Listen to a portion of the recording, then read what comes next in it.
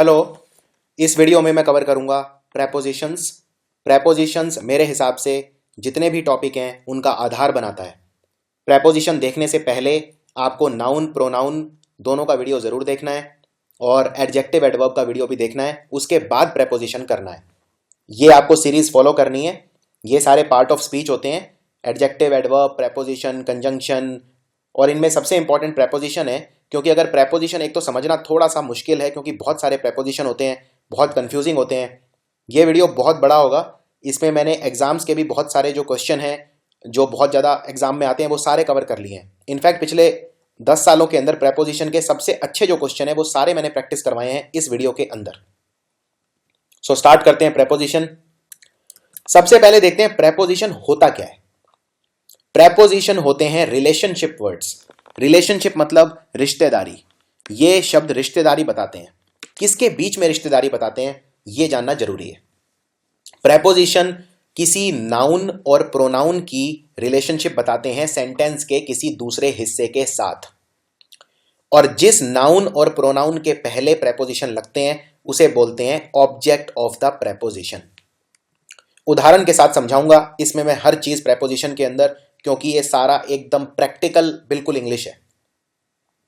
The book is on the table, किताब table के ऊपर रखी है। अब इसमें दो वस्तुएं हैं, पहली तो है किताब और दूसरी है टेबल। इसमें प्रेपोजिशन क्या है? ऑन, क्योंकि ऑन शब्द ये बता रहा है कि बुक और टेबल के बीच में रिश्ता क्या है, बुक और टेबल के बीच में रिलेशनशिप क्या है। बुक कहां पे रखी है? टेबल के ऊपर, नीचे, यानी बुक और टेबल के बीच में एक रिश्ता है और वो रिश्ता बता रहा है ऑन। इसीलिए प्रेपोजिशन को बोलते हैं रिलेशनशिप वर्ड्स। अब सवाल ये है, इसमें ज्यादा इंपॉर्टेंट मेरे लिए क्या है, बुक या टेबल, या दोनों इक्वली इंपॉर्टेंट है? देखिए, प्रेपोजिशन शब्द पे ध्यान दीजिए। प्रीपोजिशन, अगर मैं मान लीजिए लिखता हूं प्रेपोजिशन, तो मैंने ये शब्द बीच में से तोड़ दिया। प्री का मतलब होता है पहले और पोजीशन का मतलब होता है किसी चीज को रखना या प्लेस करना। अब प्रेपोजिशन को मैंने किस शब्द के पहले लिखा है? प्रेपोजिशन वो शब्द होते हैं जो किसी नाउन या प्रोनाउन के पहले लगते हैं। अब नाउन आप जानते हैं क्या होता है, आपने नाउन वाला वीडियो देख ही लिया होगा। नाउन होता है संज्ञा, यानी किसी व्यक्ति का नाम, किसी चीज का नाम, किसी जगह का नाम, ये सब संज्ञा होते हैं। तो ये किसी वस्तु का नाम है, किसी चीज का नाम है, टेबल ये भी संज्ञा है, और बुक भी किसी चीज का नाम है, किसी वस्तु का नाम है, यानी ये भी संज्ञा है। लेकिन इनमें कौन सी संज्ञा मेरे लिए इंपॉर्टेंट है? जिसके आगे प्रेपोजिशन लगता है वो मेरे लिए इंपॉर्टेंट है। यानी इस सेंटेंस के अंदर द टेबल मेरे लिए इंपॉर्टेंट है, क्योंकि द टेबल के आगे प्रेपोजिशन लगा है। ऐसा नहीं है कि बुक मेरे लिए इंपॉर्टेंट नहीं है, लेकिन प्रेपोजिशन डिसाइड नहीं करेगी बुक, बुक डिसाइड करेगा जिसके आगे प्रेपोजिशन लगा है। जिस शब्द के आगे प्रेपोजिशन लगता है, जिस नाउन या प्रोनाउन के आगे, इस केस में नाउन है, यहां पे संज्ञा है, सो जिस नाउन या प्रोनाउन के आगे प्रेपोजिशन लगता है उसे बोलते हैं ऑब्जेक्ट ऑफ द प्रेपोजिशन। एक और सेंटेंस देखते हैं। The key is in the house, चाबी घर के अंदर पड़ी हुई है। इसके अंदर ये बताइए कि प्रेपोजिशन क्या है? प्रेपोजिशन है इन, क्योंकि इन बता रहा है कि चाबी और घर में रिश्ता क्या है। वैसे तो चाबी घर में कोई रिश्ता होता ही नहीं है, लेकिन अगर चाबी घर के अंदर है तो उनमें एक रिश्ता बन जाता है। इन शब्द है प्रेपोजिशन, और हाउस के आगे लगा है इन, यानी हाउस है object of the preposition. I hope यहां तक आपको समझ में आ गया होगा। चलिए अब मैं एक सेंटेंस आपको बताता हूं। अब ये बताइए इसमें ऑब्जेक्ट ऑफ द प्रेपोजिशन क्या है। वो लड़की पहाड़ के ऊपर दौड़ी, शी रैन अप द हिल। इसमें आपको यह बताना है प्रेपोजिशन क्या है और ऑब्जेक्ट ऑफ द प्रेपोजिशन क्या है, दोनों बताने हैं। तो लड़की है शी यानी कि प्रोनाउन। कोई लड़की है, सर्वनाम लिखा है, मैंने नाम नहीं लिखा है, नाम लिखता तो नाउन हो जाता, नाम ना लिख के शी लिख दिया तो प्रोनाउन हो गया। और दूसरा है हिल। हिल क्या है? हिल कोई जगह है, और कोई जगह है मतलब पर्सन प्लेस थिंग, यानी नाउन है। तो नाउन और प्रोनाउन के बीच में रिश्ता कौन सा शब्द बता रहा है? रिश्ता बता रहा है अप, यानी अप हो गया प्रेपोजिशन। और ऑब्जेक्ट ऑफ द प्रेपोजिशन क्या है? द हिल, क्योंकि द हिल के आगे लगा है अप। तो ये है कुछ सबसे कॉमन प्रेपोजिशन जो हम पढ़ेंगे। इनमें जो भी एग्जाम के लिए इंपॉर्टेंट है वो तो हम बहुत ही ज्यादा डिटेल में कवर करेंगे, जैसे अबव, अबॉर्ड, बिलो, आगे पीछे, ऊपर नीचे, यानी above, below, up, down, onto, into, at, in, from, for, ये सब बहुत ही कॉमन प्रेपोजिशंस हैं। टू, टूवर्ड्स, अंडरनीथ, इनीथ, बीनीथ, नीचे, बियॉन्ड, परे, या इस तरह के preposition, despite, in spite of. तो हम इन सबको देखेंगे डिटेल में एक एक करके, और जो भी ज़्यादा इंपॉर्टेंट है उन पे हम ज़्यादा फोकस करेंगे, क्योंकि ऐसे देखा जाए तो हज़ारों प्रेपोजिशन है और सबको कवर करना इम्पॉसिबल है। तो जो एग्जाम के लिए इंपॉर्टेंट है, जो ग्रामर के लिए इंपॉर्टेंट है, आपको एग्जाम में जो बहुत ज़्यादा नंबर दिलवाएंगे, वो ही मैं कवर करूंगा। ऐसा जरूरी नहीं है कि प्रेपोजिशन एक ही शब्द का होता है। फॉर एग्जाम्पल, अगर आप बोलते हैं एट या इन या ऑन, तो ये एक ही शब्द के बने हैं, लेकिन प्रेपोजिशन एक से ज़्यादा शब्द के भी हो सकते हैं, इसलिए उन्हें बोलते हैं कंपाउंड प्रेपोजिशन। कंपाउंड प्रेपोजिशन वो प्रेपोजिशन है जो एक से ज़्यादा शब्द का बना होता है, जैसे according to, instead of, by means of, because of, in addition to, apart from, etcetera. Now अब मैंने प्रेपोजिशन के बारे में एक आपको बात कही थी कि प्रेपोजिशन हमेशा नाउन और प्रोनाउन के पहले लगते हैं, इसीलिए इन्हें प्रेपोजिशन कहा जाता है। प्रे मतलब पहले और पोजिशन मतलब रखना। हम किसी भी नाउन या प्रोनाउन के पहले प्रेपोजिशन लगाते हैं, लेकिन ऐसा नहीं है, ये एक पुराना कंसेप्ट था। हाँ, जिस वक्त प्रेपोजिशन हमने डिस्कवर किए अंग्रेजी में, जब हमने इनको यूज करना स्टार्ट किया, तब ये बात सच थी, लेकिन आज ऐसा नहीं है। आज हम प्रेपोजिशन पहले भी लगाते हैं, बाद में भी लगाते हैं, दोनों तरीके से एक्सेप्टेबिलिटी है। फॉर एग्जाम्पल, अब ये सेंटेंस देखिए, तुम कहां से आ रहे हो। अगर आप पूछते हैं कि भाई तुम कहां से आ रहे हो, यानी where are you coming from. अब where are you coming from में जो रिश्ता है वो दो चीजों के बीच में है, एक तुम्हारे बीच में और एक तुम जहां से आ रहे हो उसके बीच में। कौन सा शब्द है प्रेपोजिशन इसमें? फ्रॉम, क्योंकि फ्रॉम बता रहा है रिश्ता कि तुम कहीं से आ रहे हो, यानी तुम कहीं से फ्रॉम से आ रहे हो। प्रेपोजिशन इसमें शब्द के आखिरी में लगा एकदम। जनरली तो प्रेपोजिशन नाउन और प्रोनाउन के पहले लगता है, और जिस नाउन और प्रोनाउन के पहले प्रेपोजिशन लगता है उसे क्या बोलते हैं? Object of the preposition. लेकिन यहां पे तो प्रेपोजिशन आखिरी में लगा है, लेकिन ये सेंटेंस तो गलत नहीं है, ये बिल्कुल ठीक सेंटेंस है। सो ये सेंटेंस बिल्कुल ठीक है। वैसे इसको लिखने का एक और तरीका भी है, प्रेपोजिशन को मैं शुरू में भी लगा सकता हूं, यानी मैं लिख सकता हूं from where are you coming, वो भी गलत नहीं है और ये भी गलत नहीं है, दोनों ठीक है। इसी तरह से अगर मैं बोलता हूं तुम किस बारे में बात कर रहे हो, यानी what are you talking about, इसमें प्रेपोजिशन है अबाउट, लेकिन आखिर में लगा है, तो ये सेंटेंस भी गलत नहीं है। मैं इसको ऐसे भी लिख सकता हूं, about what are you talking, आप किस बारे में बात कर रहे हैं, ये भी ठीक है और ये भी ठीक है। प्रेपोजिशन के, एक ही प्रेपोजिशन के कई मीनिंग हो सकते हैं, इसलिए ये बहुत कंफ्यूजिंग हो जाते हैं कई बार। फॉर एग्जाम्पल, जैसे शब्द देखिए बिहाइंड। बिहाइंड का मतलब, कई सारे मतलब हैं बिहाइंड के। एक तो बिहाइंड का मतलब होता है पीछे। फॉर एग्जाम्पल, मेरी गाड़ी के पीछे एक कुत्ता सोया हुआ है, यानी a dog is sleeping behind my car. या मैं पूछता हूं कि क्या हमारे पीछे कोई गाड़ी है, is there a car behind us, तो बिहाइंड मतलब पीछे। लेकिन बिहाइंड का मतलब होता है जिम्मेवार होना। फॉर एग्जाम्पल, कंपनी की सक्सेस के पीछे वो है। अब यहां पे पीछे का मतलब ऐसा नहीं है कि कोई किसी के पीछे खड़ा है, कंपनी की सक्सेस में सबसे बड़ा हाथ उसका है, यानी कंपनी की सक्सेस के पीछे उसका हाथ है, तो पीछे मतलब जिम्मेवार होना।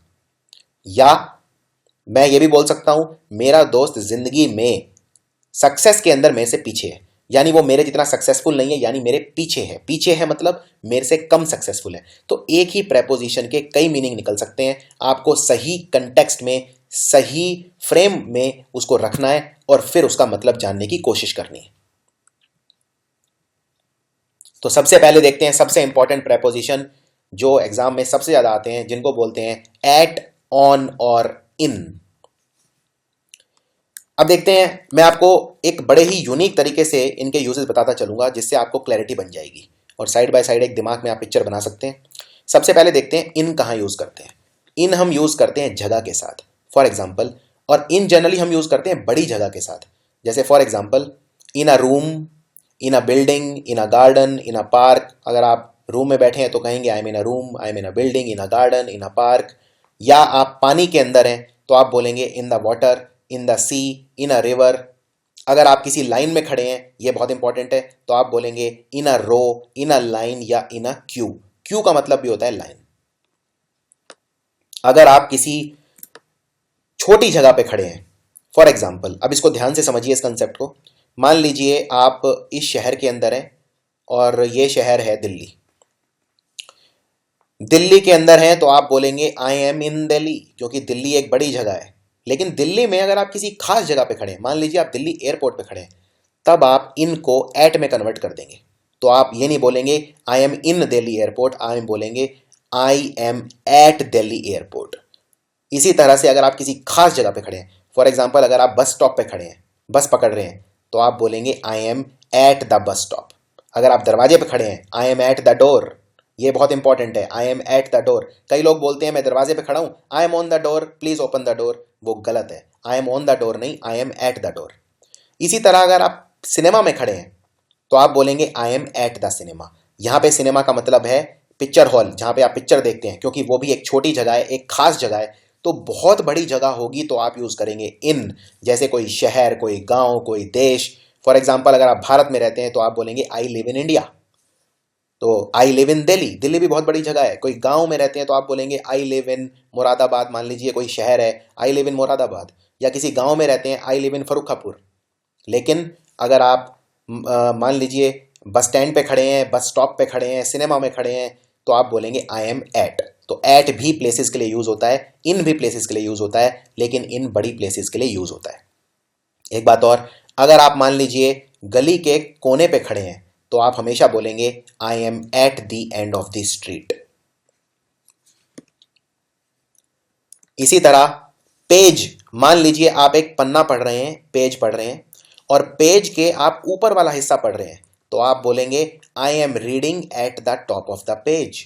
इसी तरह अगर आप किसी पेज का नीचे वाला हिस्सा पढ़ रहे हैं तो आप बोलेंगे I am reading at the bottom of the page. So हमेशा यूज करते हैं at the top of the page, at the bottom of the page. इसी तरह मान लीजिए अगर आप किसी क्लास में बैठे हैं और आप क्लास के आगे वाले हिस्से में बैठे हैं, तो आप बोलेंगे I am sitting at the front of the class. इसमें प्रेपोजिशन एट आता है। कभी भी आप ये नहीं बोल सकते I am sitting in the front of the class या I am sitting on the front of the class. आप बोलेंगे I am sitting at the front of the class. इसी तरह अगर आप क्लास में पीछे जाके बैठते हैं, जनरली जो शैतान बच्चे होते हैं वो पीछे बैठते हैं क्लास में, सो आप बोलेंगे I am sitting at the back of the class. आगे देखते हैं ऑन। ऑन कहां यूज करते हैं? ऑन हम यूज करते हैं सरफेस के लिए। फॉर एग्जाम्पल, मैंने आपको एक एग्जाम्पल बताया था, the book is on the table. Book is on the table मतलब बुक टेबल के सरफेस पे रखी है। तो जब कोई चीज किसी चीज के सरफेस पे रखी होती है उसको बोलते हैं ऑन। जैसे फॉर एग्जाम्पल अगर मैं तस्वीर दीवार पे टांगूंगा तो मैं बोलूंगा I am putting the picture on the wall. दीवार पे पेंटिंग बनाऊंगा, I am painting on the wall. फर्श पे कोई चीज गिर गई, ऑन द फ्लोर, क्योंकि फ्लोर के सरफेस पे गिरी है। इसी तरह जो दीवार है, दीवार के सरफेस पे मैं पेंटिंग बना रहा हूं। इसी तरह छत के सरफेस पे तो मैं बोलूंगा ऑन द सीलिंग। सीलिंग मतलब होता है रूफ या छत, तो सीलिंग को आप रूफ भी बोल सकते हैं। इसके अलावा ऑन हम डायरेक्शंस के लिए भी यूज करते हैं। For example on my right, on my left. अगर आपको बोलना है कि बिल्डिंग मेरे लेफ्ट में है तो आप बोलेंगे the building is on the left. या राइट में है तो आप बोलेंगे the building is on the right. आप ये नहीं बोलेंगे the building is in the right या at the right, no, on the left, on the right. At हम यूज करते हैं, इसके अलावा बहुत ही स्पेसिफिक एड्रेस अगर देना होता है तो एट यूज करते हैं। फॉर एग्जाम्पल गौरव रहता है 55 लिंकन रोड डरहम में। अब यहां पे मैंने गली का नाम घर तक बता दिया है। बहुत ही खास एड्रेस जब देते हैं, बिल्कुल स्पेसिफिक एड्रेस, घर का नंबर तक मैंने बताया है, तो मैं यूज करूंगा एट। फॉर एग्जाम्पल अगर आपका घर का नंबर है मान लीजिए 338, तो आप बोलेंगे आई लिव एट 338 सेक्टर 10। लेकिन अगर आप बहुत ज्यादा स्पेसिफिक एड्रेस नहीं बताते हैं, अगर आप सिर्फ गली बताते हैं या मान लीजिए कोई रोड बताते हैं जहां आप रहते हैं, तो आप यूज करेंगे ऑन। इसमें घर का नंबर नहीं होगा, बहुत ही स्पेसिफिक एड्रेस नहीं होगा। फॉर एग्जाम्पल गौरव का घर है बेकर्स रोड के ऊपर, so Gaurav's house is on Bakers Road. इसमें बहुत ज्यादा मैंने ये नहीं बताया है, स्पेसिफिक एड्रेस नहीं बताया है। बेकर्स रोड पे हजारों घर हैं, उसमें मेरा भी एक घर है, so Gaurav's house is on Bakers Road, but Gaurav lives at 55 Lincoln Road in Durham. यहां पे मैंने स्पेसिफिक घर का नंबर भी बताया है, तो मैं यूज करूंगा एट। एक बार फटाफट और नजर मारते हैं इस पे, इन और ऑन और एट पे। अभी तक हमने देखा इन, ऑन और एट तीनों हम लोकेशन के लिए यूज करते हैं, लेकिन अलग अलग तरह से यूज करते हैं। इन हम यूज करते हैं बड़ी जगह के लिए, जैसे इन अ कंट्री। आप अगर किसी देश में रहते हैं तो आप बोलेंगे इन अ कंट्री, या इन अ सिटी, या इन a village, in a town. बहुत बड़ी जगह के लिए हम यूज करते हैं इन। इसके अलावा ऑन हम यूज करते हैं सरफेस के लिए, और एट हम यूज करते हैं किसी खास लोकेशन के लिए। इसके अलावा ऑन हम सरफेस जब टच कर रहा होता है कोई, फॉर एग्जाम्पल अगर मैं कुर्सी पे बैठा हूं तो मैं बोलूंगा I am sitting on the chair. इसी तरह अगर मैं बेड पे सो रहा हूं, I am sitting on the bed, क्योंकि मैं बेड के सरफेस पे सो रहा हूं। अब बात करते हैं प्रेपोजिशंस ऑफ टाइम की। तो ये जो पिछले प्रेपोजिशन मैंने पढ़े एट, ऑन और इन, ये थे प्रेपोजिशन ऑफ स्पेस, क्योंकि ये स्पेस बता रहे थे, मैं कहां पे हूं, जगह बता रहे थे, तो इसलिए उनको बोला जाता है प्रेपोजिशन ऑफ स्पेस। अब बात करते हैं preposition of time. Preposition of time भी वही है, एट, इन और ऑन, लेकिन इनके यूजेस अलग अलग तरीके से होंगे। अब ये टाइम बताएंगे। सबसे पहले देखते हैं एट यूज कहां करते हैं। एट यूज करते हैं हम खास टाइम बताने के लिए, बिल्कुल स्पेसिफिक टाइम बताने के लिए। मान लो अगर मैं बोलता हूं कि मैं तुमसे आज 5 बजे मिलूंगा, I will meet you at 5 o'clock। मैं तुमसे 2:30 मिलूंगा, I will meet you at 3:30। 3:30 बजे मिलूंगा एट 3:30। 5:30 बजे मिलूंगा 5:30। अगर बिल्कुल खास टाइम बताते हैं, मान लीजिए अगर मैं बोलता हूं मैं तुमसे 8 बजे मिलूंगा, I will meet you at 8 PM। बिल्कुल स्पेसिफिक टाइम के लिए यूज करते हैं एट। अब देखते हैं एट का अगला इस्तेमाल। दिन के कुछ ऐसे खास समय होते हैं जिनके साथ मैं एट यूज करता हूं, इन यूज नहीं करता। फॉर एग्जाम्पल, कुछ ऐसे समय हैं दिन के जब मैं इन यूज करता हूं। मान लीजिए अगर मुझे बोलना है मॉर्निंग, मॉर्निंग के साथ मैं हमेशा इन यूज करूंगा। फॉर एग्जाम्पल, अगर मुझे बोलना है कि मैं तुमसे मॉर्निंग में मिलूंगा, आप बोलेंगे I will meet you in morning. लेकिन अगर आपको बोलना है कि मैं तुमसे रात में मिलूंगा, आप बोलेंगे at night, I will meet you at night. In night कुछ नहीं होता है। इसी तरह at noon, at midnight, at the weekend, मैं तुमसे वीकेंड पे मिलूंगा, I will meet you at the weekend. मैं तुमसे डस्क पे मिलूंगा या डॉन पे मिलूंगा। डॉन होता है सवेरा, जो 5-6 बजे का सुबह समय होता है, उसे बोलते हैं डॉन। और डस्क होता है जब अंधेरा दिन ढलता है, उसे बोलते हैं, जो 7, 7:30, 8 बजे का समय होता है जब दिन ढलता है, उसे बोलते हैं डस्क। तो इन सब शब्दों के साथ हम यूज करते हैं at. At noon, at night, at midnight, at the weekend, at dusk, at dawn. अब देखते हैं इन का इस्तेमाल कहां पे होता है। इन हम एक तो यूज करते हैं दिन के कुछ खास समय पे, जैसे for example in the morning, in the evening, इन सब में हम यूज करते हैं इन। अगर आपको बोलना है कि मैं तुमसे शाम में मिलूंगा, आप बोलेंगे I will meet you in evening. इसके अलावा अगर आपको किसी खास महीने के अंदर मिलना है, तो आप बोलेंगे इन अ मंथ, उसमें भी इन लगाएंगे। मान लीजिए अगर आप बोलते हैं कि मैं अमेरिका जा रहा हूं जुलाई में, आप बोलेंगे I will visit America in जुलाई। कोई खास महीना, उसके लिए इन लगाते हैं। इसके अलावा इन हम और कहां यूज करते हैं? इन हम यूज करते हैं किसी खास सीजन के लिए, जैसे गेहूं सर्दियों में उगाया जाता है, wheat is sown in winters, in spring, in summer. मैं बोलना चाहता हूं मैं गर्मी की छुट्टियों में अमेरिका घूमने जाऊंगा, मैं बोलूंगा in summer I will go to America. इसके अलावा मैंने आपको जैसा बताया था, इन हम यूज करते हैं पीरियड ऑफ टाइम के लिए, दिन के कुछ खास समय, जैसे मॉर्निंग, आफ्टरनून, इवनिंग, इन सब में हम यूज करते हैं इन। जैसे फॉर एग्जाम्पल, मैं मॉर्निंग में स्कूल जाता हूं, I go to school in the morning. अब बात करते हैं ऑन की। ऑन हम यूज करते हैं किसी खास दिन के लिए, जैसे मैं तुमसे संडे को मिलूंगा, I will meet you on Sunday. या मैं तुमसे संडे मॉर्निंग को मिलूंगा, ऑन संडे मॉर्निंग। मैं तुमसे क्रिसमस के दिन मिलूंगा, ऑन क्रिसमस ईव। नए साल के दिन मिलूंगा, ऑन न्यू ईयर्स डे। इस तरह से ऑन हम यूज करते हैं खास दिन के लिए, जैसे for example please meet me on Sunday. अब इसमें एक चीज याद रखने वाली ये है, अगर मैं कोई खास दिन बता रहा हूं तो कैसे बताऊंगा, जरूरी नहीं है मैं संडे, मंडे या कोई दिन लिख के बताऊं, मैं तारीख लिख के भी बता सकता हूं। फॉर एग्जाम्पल, अगर आपको बोलना है कि मैं तुमसे जुलाई में मिलूंगा, अब आप जानते हैं मंथ, खास मंथ के लिए हम यूज करते हैं इन, तो आप बोलेंगे I will meet you in July. लेकिन अगर आपको बोलना है कि मैं तुमसे 22 जुलाई को मिलूंगा, यानी वो खास दिन हो गया, आप बोलेंगे I will meet you on 22 July. तो खास दिन मतलब ऑन और सिर्फ महीना मतलब इन। तो आपको बहुत केयरफुल रहना होगा जब आप प्रेपोजिशंस के क्वेश्चन अटेम्प्ट करेंगे। तो अब देखते हैं ऑन का इस्तेमाल। तो जैसा मैंने बताया, ऑन हम यूज करते हैं किसी खास दिन के लिए। जैसे मैं तुमसे 2 मई को मिलूंगा, यानी खास दिन है, प्रॉपर एक कोई डेट है, तो ऑन यूज करूंगा। जैसे ऑन 2 मई, ऑन 20th जून। मैं तुमसे 2 मई को मिलने आ रहा हूं, I am coming to meet you on 2 May. But अगर मुझे बोलना है कि मैं तुमसे मई में मिलूंगा, डेट नहीं बताई है, तो मैं बोलूंगा I am coming to meet you in May. अब आपके लिए कुछ अभ्यास आपको बताना है। इन एग्जाम्पल्स में क्या शब्द भरेंगे आप वीडियो को पॉज कर सकते हैं, यहीं पे रोक सकते हैं और अटेम्प्ट कर सकते हैं और फिर आंसर मिला सकते हैं। ही मेट हर डैश में, वो उससे में मिला। सिर्फ में है, महीना है, यानी यूज करेंगे in. He saw her dash Tuesday, खास दिन हम यूज करते हैं खास दिन के लिए on Tuesday. He saw her dash 2 PM, खास टाइम के लिए हम यूज करते हैं एट 2 PM। और वी रेस्ट नाइट, हम रात में रेस्ट करते हैं, सो नाइट के साथ यूज होता है at, so we rest at night.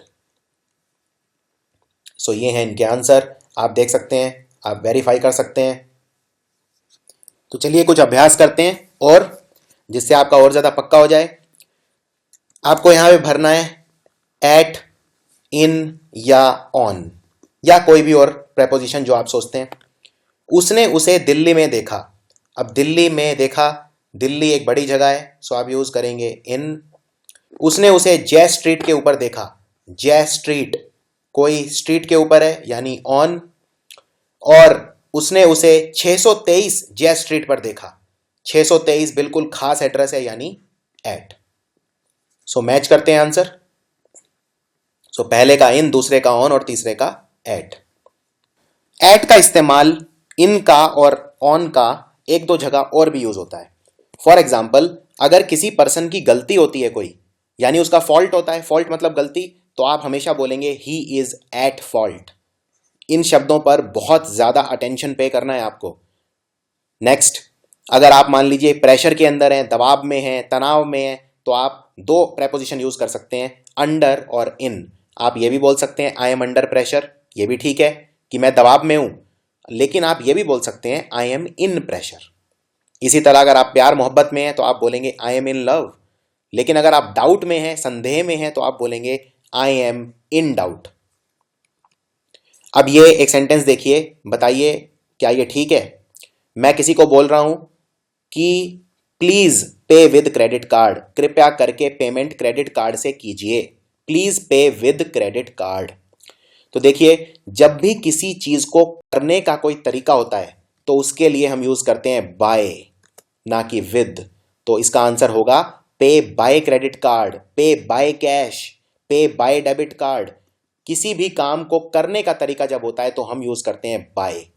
जैसे फॉर एग्जाम्पल, अगर हम फांसी दे रहे हैं किसी को, डेथ दे रहे हैं, लटकाने से फांसी दे रहे हैं, तो बोलेंगे डेथ बाय हैंगिंग, क्योंकि डेथ देने का तरीका क्या है, हैंगिंग। इसी तरह अगर कोई कारण है और उसका कोई रीजन है तो हम यूज करेंगे फॉर। फॉर एग्जाम्पल, आगरा किस लिए फेमस है, आगरा के फेमस होने का कारण है ताजमहल, कारण दिखाने के लिए हम यूज करते हैं फॉर। तो Agra is famous for Taj Mahal. मान लीजिए अगर आप बोलना चाहते हैं कि मेरे पिताजी ईमानदार होने के लिए फेमस है, ईमानदारी के लिए फेमस है, सो आप बोलेंगे my dad is famous for his honesty. कोई भी चीज हमेशा फेमस होती है फॉर समथिंग। इसी तरह से फ्रॉम का इस्तेमाल करते हैं हम अगर दिखाना होता है कि हम किसी चीज से सफर कर रहे हैं। For example, I am suffering from fever, उसके लिए फ्रॉम यूज करते हैं। अगर कोई कारण नेगेटिव होता है तो हम यूज करते हैं फ्रॉम, और अगर कोई पॉजिटिव होता है तो हम यूज करते हैं for. For example, Agra Taj Mahal के लिए फेमस है, ये पॉजिटिव चीज है, यानी फॉर। लेकिन अगर कारण नेगेटिव है तो फ्रॉम। इसी तरह से एक और इंपॉर्टेंट चीज, अगर हम कोई इमोशनल रेस्पॉन्स देते हैं, फॉर एग्जाम्पल अगर हम किसी चीज से बहुत ज्यादा सरप्राइज होते हैं या अमेज होते हैं, एस्टॉनिश्ड मतलब भी होता है आश्चर्यचकित हो जाना या शॉक हो जाना, इतने ज्यादा एकदम से शॉक हो जाना, एकदम से सरप्राइज हो जाना, तो हम उसके साथ यूज करते हैं एट या बाय दोनों। फॉर एग्जाम्पल, मैं तुम्हारी ताकत देखकर हैरान रह गया, आप बोलेंगे I was amazed at his stamina. इसी तरह से मैं तुम्हारा परफॉर्मेंस देखकर हैरान हो गया, सरप्राइज हो गया, या वो मेरा परफॉर्मेंस देखकर सरप्राइज हो गई, she was surprised bye my performance. यहां पे आप बाय की बजाय एट भी लगा सकते हैं। सरप्राइज के साथ दोनों शब्द चलते हैं, बाय भी और एट भी। इसी तरह से अमेज्ड के साथ, एस्टोनिश्ड के साथ, शॉक्ड के साथ, सरप्राइज के साथ दोनों शब्द चलेंगे। इसमें एक बहुत कॉमन गलती बताता हूं। एग्जामिनर क्या करता है, यहां पे बाय हटा के कर देगा विद, और आपको लगेगा कोई गलती नहीं है इसके अंदर। फॉर एग्जाम्पल, इस सेंटेंस को पढ़िए, she was surprised with my performance. वो मेरे परफॉर्मेंस से बहुत सरप्राइज हुई। अब इसमें गलती क्या करते हैं बच्चे, विद का मतलब होता है हिंदी में से, तो वो सोचते हैं वो मेरे परफॉर्मेंस से सरप्राइज हुई, यानी विद आना चाहिए, यानी ये ठीक है। इस तरह से आप कभी भी इंग्लिश के शब्द हिंदी में अपनी कोई मदर टंग में, मातृभाषा में कन्वर्ट करके नहीं देखेंगे, क्वेश्चन हमेशा गलत हो जाएगा। मैं इसका और उदाहरण देता हूं। इन का मतलब होता है अंदर, इन साइड का मतलब भी होता है अंदर, इनटू का मतलब भी होता है अंदर।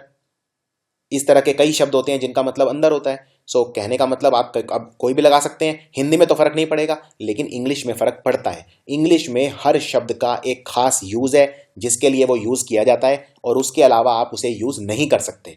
तो यहां पर आप विद नहीं लगा सकते, क्योंकि सरप्राइज के साथ हमेशा या तो लगता है एट या लगता है बाय। कुछ ऐसे शब्द भी हैं जिनमें प्रेपोजिशन की जरूरत ही नहीं पड़ती, लेकिन फिर भी लोग लगा देते हैं। जैसे for example, down stairs, downtown, inside, outside, upstairs. For example, अगर आपको बोलना है कि मैं सीढ़ियों से नीचे जा रहा हूं, मान लीजिए आप किसी बिल्डिंग की दूसरी मंजिल पे खड़े हैं और आप बोलते हैं कि मैं पहली मंजिल पे जा रहा हूं, आप बोलेंगे I am going downstairs. इसमें आपको यह नहीं बोलना I am going to downstairs, नहीं, टू नहीं आएगा, कोई प्रेपोजिशन की जरूरत नहीं है, सिंपल बोलिए I am going down stairs. इसी तरह से अगर आप किसी को बोल रहे हैं कृपया करके बाहर चले जाइए, प्लीज गो आउटसाइड, आप ये नहीं बोलेंगे please go to outside, no, preposition की जरूरत नहीं है। तो इनसाइड, आउटसाइड, अपस्टेयर, डाउनस्टेयर, इन शब्द के साथ प्रेपोजिशन की जरूरत नहीं आती। फॉर एग्जाम्पल, अगर कोई गेट पे खड़ा है और आपको बोलना है कमरे के अंदर आ जाइए, आप बोलिए सिंपल कम इनसाइड। अब देखते हैं एक और बहुत इंपॉर्टेंट प्रेपोजिशन जो है ओवर। ओवर का मतलब क्या होता है? देखिए, ओवर के कई मीनिंग है। ओवर का सबसे पहला यूज होता है मूवमेंट दिखाने के लिए। जब कोई चीज एक जगह से दूसरी जगह पे हिलती है या जाती है तो मैं ओवर यूज करता हूं। फॉर एग्जाम्पल, अगर मुझे अपने दोस्त को कहना है मेरे घर आ जाओ, यानी मेरा दोस्त यहां पे खड़ा है और यहां पे मेरा घर है, यानी वो हिल के आएगा, एक जगह से दूसरी जगह में उसकी पोजीशन के अंदर चेंज आएगा, तो मैं यूज करूंगा ओवर। मैं कहूंगा come over to my house. इसी तरह से अगर मान लो किसी ने मुझे गिफ्ट भेजा तो मैं बोलूंगा they sent over a gift. Sent over मतलब गिफ्ट इस पोजीशन पे था, यहां से मेरे पास आ गया, यानी मूवमेंट हुई, उसकी पोजीशन चेंज हुई, एक पॉइंट से दूसरे पॉइंट तक, उसको दिखाने के लिए मैं ओवर का इस्तेमाल करता हूं। ऐसा नहीं है मुझे ओवर का इस्तेमाल करना ही करना है, मैं इसमें ओवर ना भी लगाऊं तो फर्क नहीं पड़ेगा, लेकिन ओवर लगा दे तो ज्यादा अच्छा रहता है। फॉर एग्जाम्पल, ये सेंटेंस देखो, come over to my house, इसमें मैं सिंपल बोल सकता हूं come to my house, over लगाने की जरूरत नहीं है, लेकिन ओवर लगा के मैं ये दिखा रहा हूं कि वो पर्सन किसी दूसरे स्थान से मेरे स्थान तक आ रहा है, तो क्लैरिटी ज्यादा बढ़ जाती है इसमें। एक ओवर का इस्तेमाल बहुत खास और है, और ये एग्जाम में अक्सर आता है। देखिए, मैंने आपको एक शब्द बताया था ऑन, और ऑन कहां यूज करते हैं? जब कोई चीज सरफेस पे होती है। मान लो ये कुर्सी है और ये कुर्सी के ऊपर एक गिलास रखा है, तो मैं क्या बोलूंगा? The glass is on the table, क्योंकि टेबल के सरफेस पे रखा हुआ है। लेकिन सरफेस से अगर ऊपर हो तो क्या बोले? जब थोड़ा सा ऊपर, फॉर एग्जाम्पल मान लो ये मेरा घर है और मेरे घर के ऊपर से ये कोई पक्षी उड़ रहे हैं, तो मैं क्या बोलूंगा? सरफेस पे तो नहीं उड़ रहे, डिस्टेंस है, तो मैं बोलूंगा a bird flu over my house. जब चीजें टच नहीं होती, फिजिकल कांटेक्ट नहीं होता, तो मैं ओवर का इस्तेमाल करता हूं, यानी चीजों में जब डिस्टेंस होता है तो मैं ओवर का इस्तेमाल करता हूं। इसी तरह से मान लो कोई नदी के ऊपर पुल है, तो आप क्या बोलेंगे? क्या ये सेंटेंस ठीक है? इस सेंटेंस को ध्यान से देखिए, the bridge is on the river Ganges, Ganga नदी के ऊपर एक ब्रिज है। सो मान लो ये कोई नदी है और ये नदी के ऊपर पुल है, क्या ये नदी का जो पानी का सरफेस है उसके ऊपर पुल है या नदी के थोड़ा सा ऊपर की तरफ पुल है? आप जानते हैं जो पुल होता है वो नदी के काफी ऊपर होता है, वो पानी के ऊपर नहीं होता, पानी की सतह पे नहीं होता। इसलिए मैं ऑन का इस्तेमाल नहीं करूंगा, क्योंकि ऑन का इस्तेमाल मैं करता हूं सरफेस के लिए। तो मैं बोलूंगा the bridge is over the river Ganges, ये राइट आंसर है। इसी तरह से मान लो कोई बच्चा सो रहा है और मैं बोलता हूं बच्चे के ऊपर चादर उड़ा दो, तो मैं क्या बोलूंगा? Put the blanket over the child. क्योंकि बच्चे के ऐसा नहीं है कि पूरी के पूरे जितना भी बच्चे का स्किन है, त्वचा है, उसके ऊपर चादर टच करेगी। चादर बच्चे को कहीं कहीं टच करेगी, उसके ऊपर रहेगी थोड़ा सा, यानी ओवर रहेगी। सो आंसर है ओवर। इसमें बहुत कॉमन गलती करते हैं बच्चे, put the blanket on the child लगा देते हैं, ऑन नहीं आएगा, ओवर आएगा। इसके अलावा ओवर का इस्तेमाल हम और भी जगह करते हैं। जैसे फॉर एग्जाम्पल, अगर आपकी आशाओं से ज्यादा कोई चीज है तो आप वो दिखाने के लिए ओवर यूज करते हैं। फॉर एग्जाम्पल, अगर मान लो आप एक साड़ी खरीदने गए और साड़ी 100 रुपए की सोच के गए कि 100 रुपए की साड़ी है, दुकानदार ने आपको बोला साड़ी 250 रुपए की है, यानी कि साड़ी का जो अमाउंट था that was over your expectations, आपकी एक्सपेक्टेशन से ज्यादा था। आप यहां पे अबव भी बोल सकते हैं कि the price was above my expectation या ओवर माई एक्सपेक्टेशन, या मैंने जितना प्राइस प्रिडिक्ट किया था कि इतना होगा उससे ज्यादा था, so the amount was over my prediction. इसी तरह से मान लीजिए अगर आप बोलते हैं कि जो 12 साल से उम्र के ज्यादा बच्चे हैं वो ये पिक्चर देख सकते हैं, तो आप बोलेंगे kids 12 and over can watch this movie. इसी तरह से फोन 1 मिनट से ज्यादा के लिए बजा तो the phone wrong for over a minute, इसमें भी ओवर का इस्तेमाल किया जा सकता है। जब कोई चीज एक्सपेक्टेड अमाउंट या एक्सपेक्टेड टाइम से ज्यादा होती है तो हम ओवर यूज करते हैं। अब देखते हैं विद का इस्तेमाल कहां करते हैं। प्रेपोजिशन विद, सबसे पहला प्रेपोजिशन विद का इस्तेमाल करते हैं जब कोई चीज साथ में होती है। फॉर एग्जाम्पल, मैंने सैंडविच ऑर्डर किया ड्रिंक के साथ, सो आप बोलेंगे I ordered a sandwich with A drink. For example, जब तुमने मुझे देखा तब मैं अपने दोस्त के साथ था, साथ यानी with. I was with my friend, he was with his friend when he saw me. इसी तरह से वो अपनी बहन के साथ काम करती है दुकान के ऊपर, so she has been working with her sister.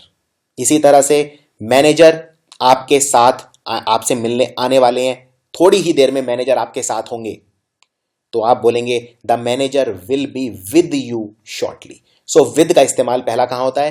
पहला विद का सबसे अच्छा इस्तेमाल होता है जब कोई चीज आपको साथ दिखानी होती है, टुगेदर दिखानी होती है।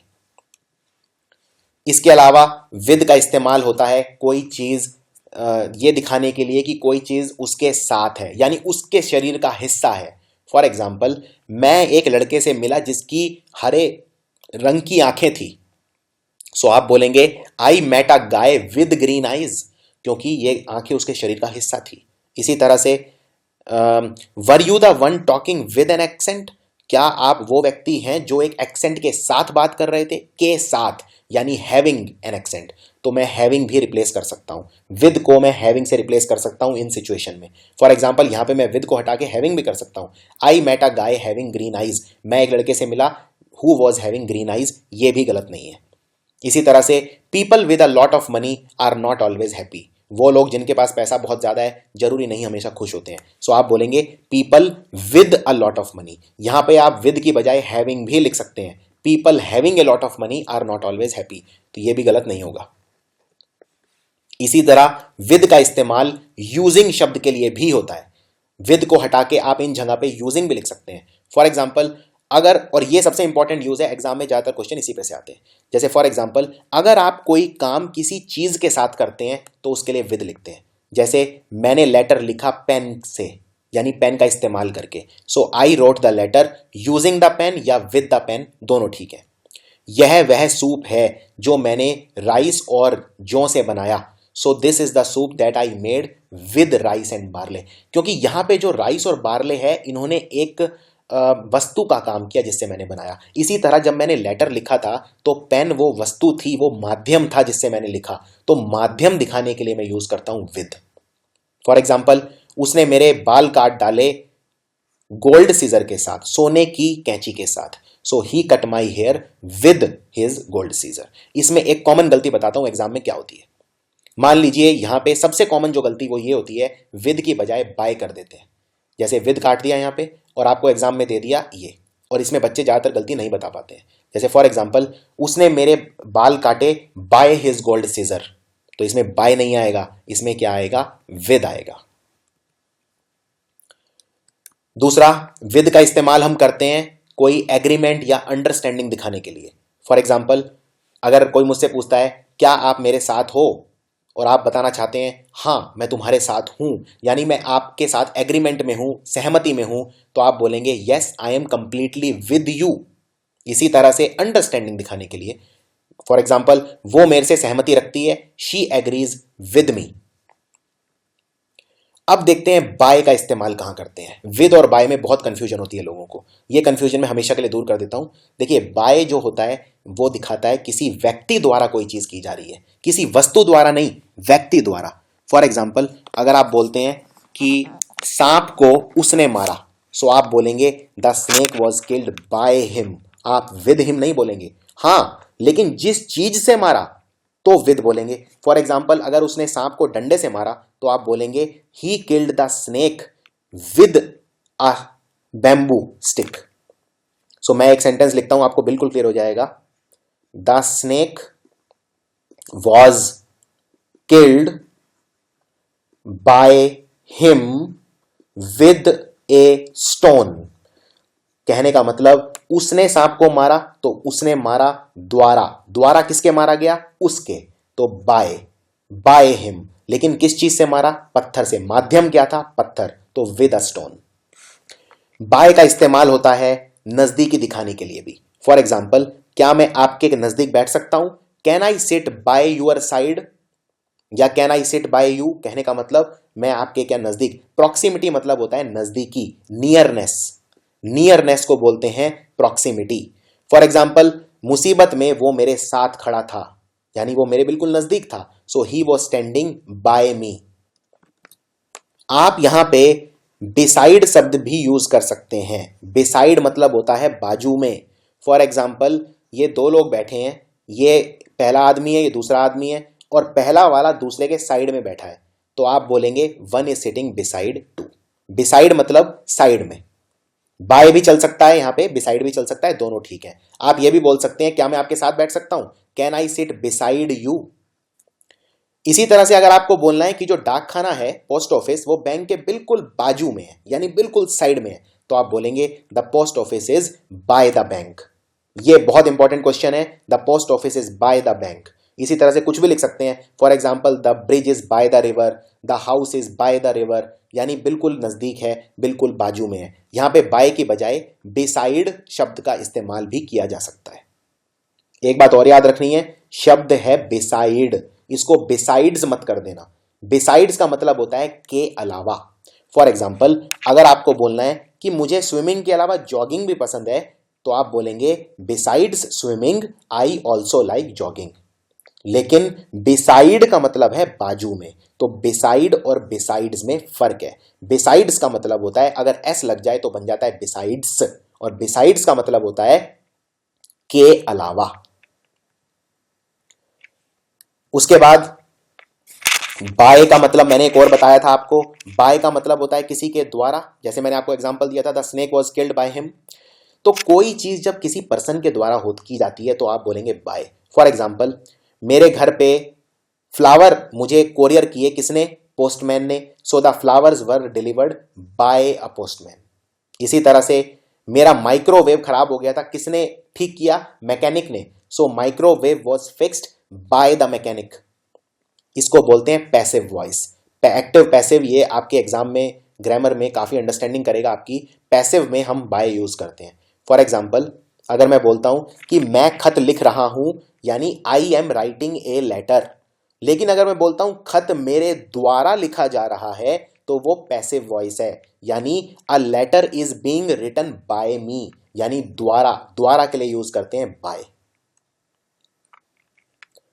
सो for example, please send this package to Russia by courier.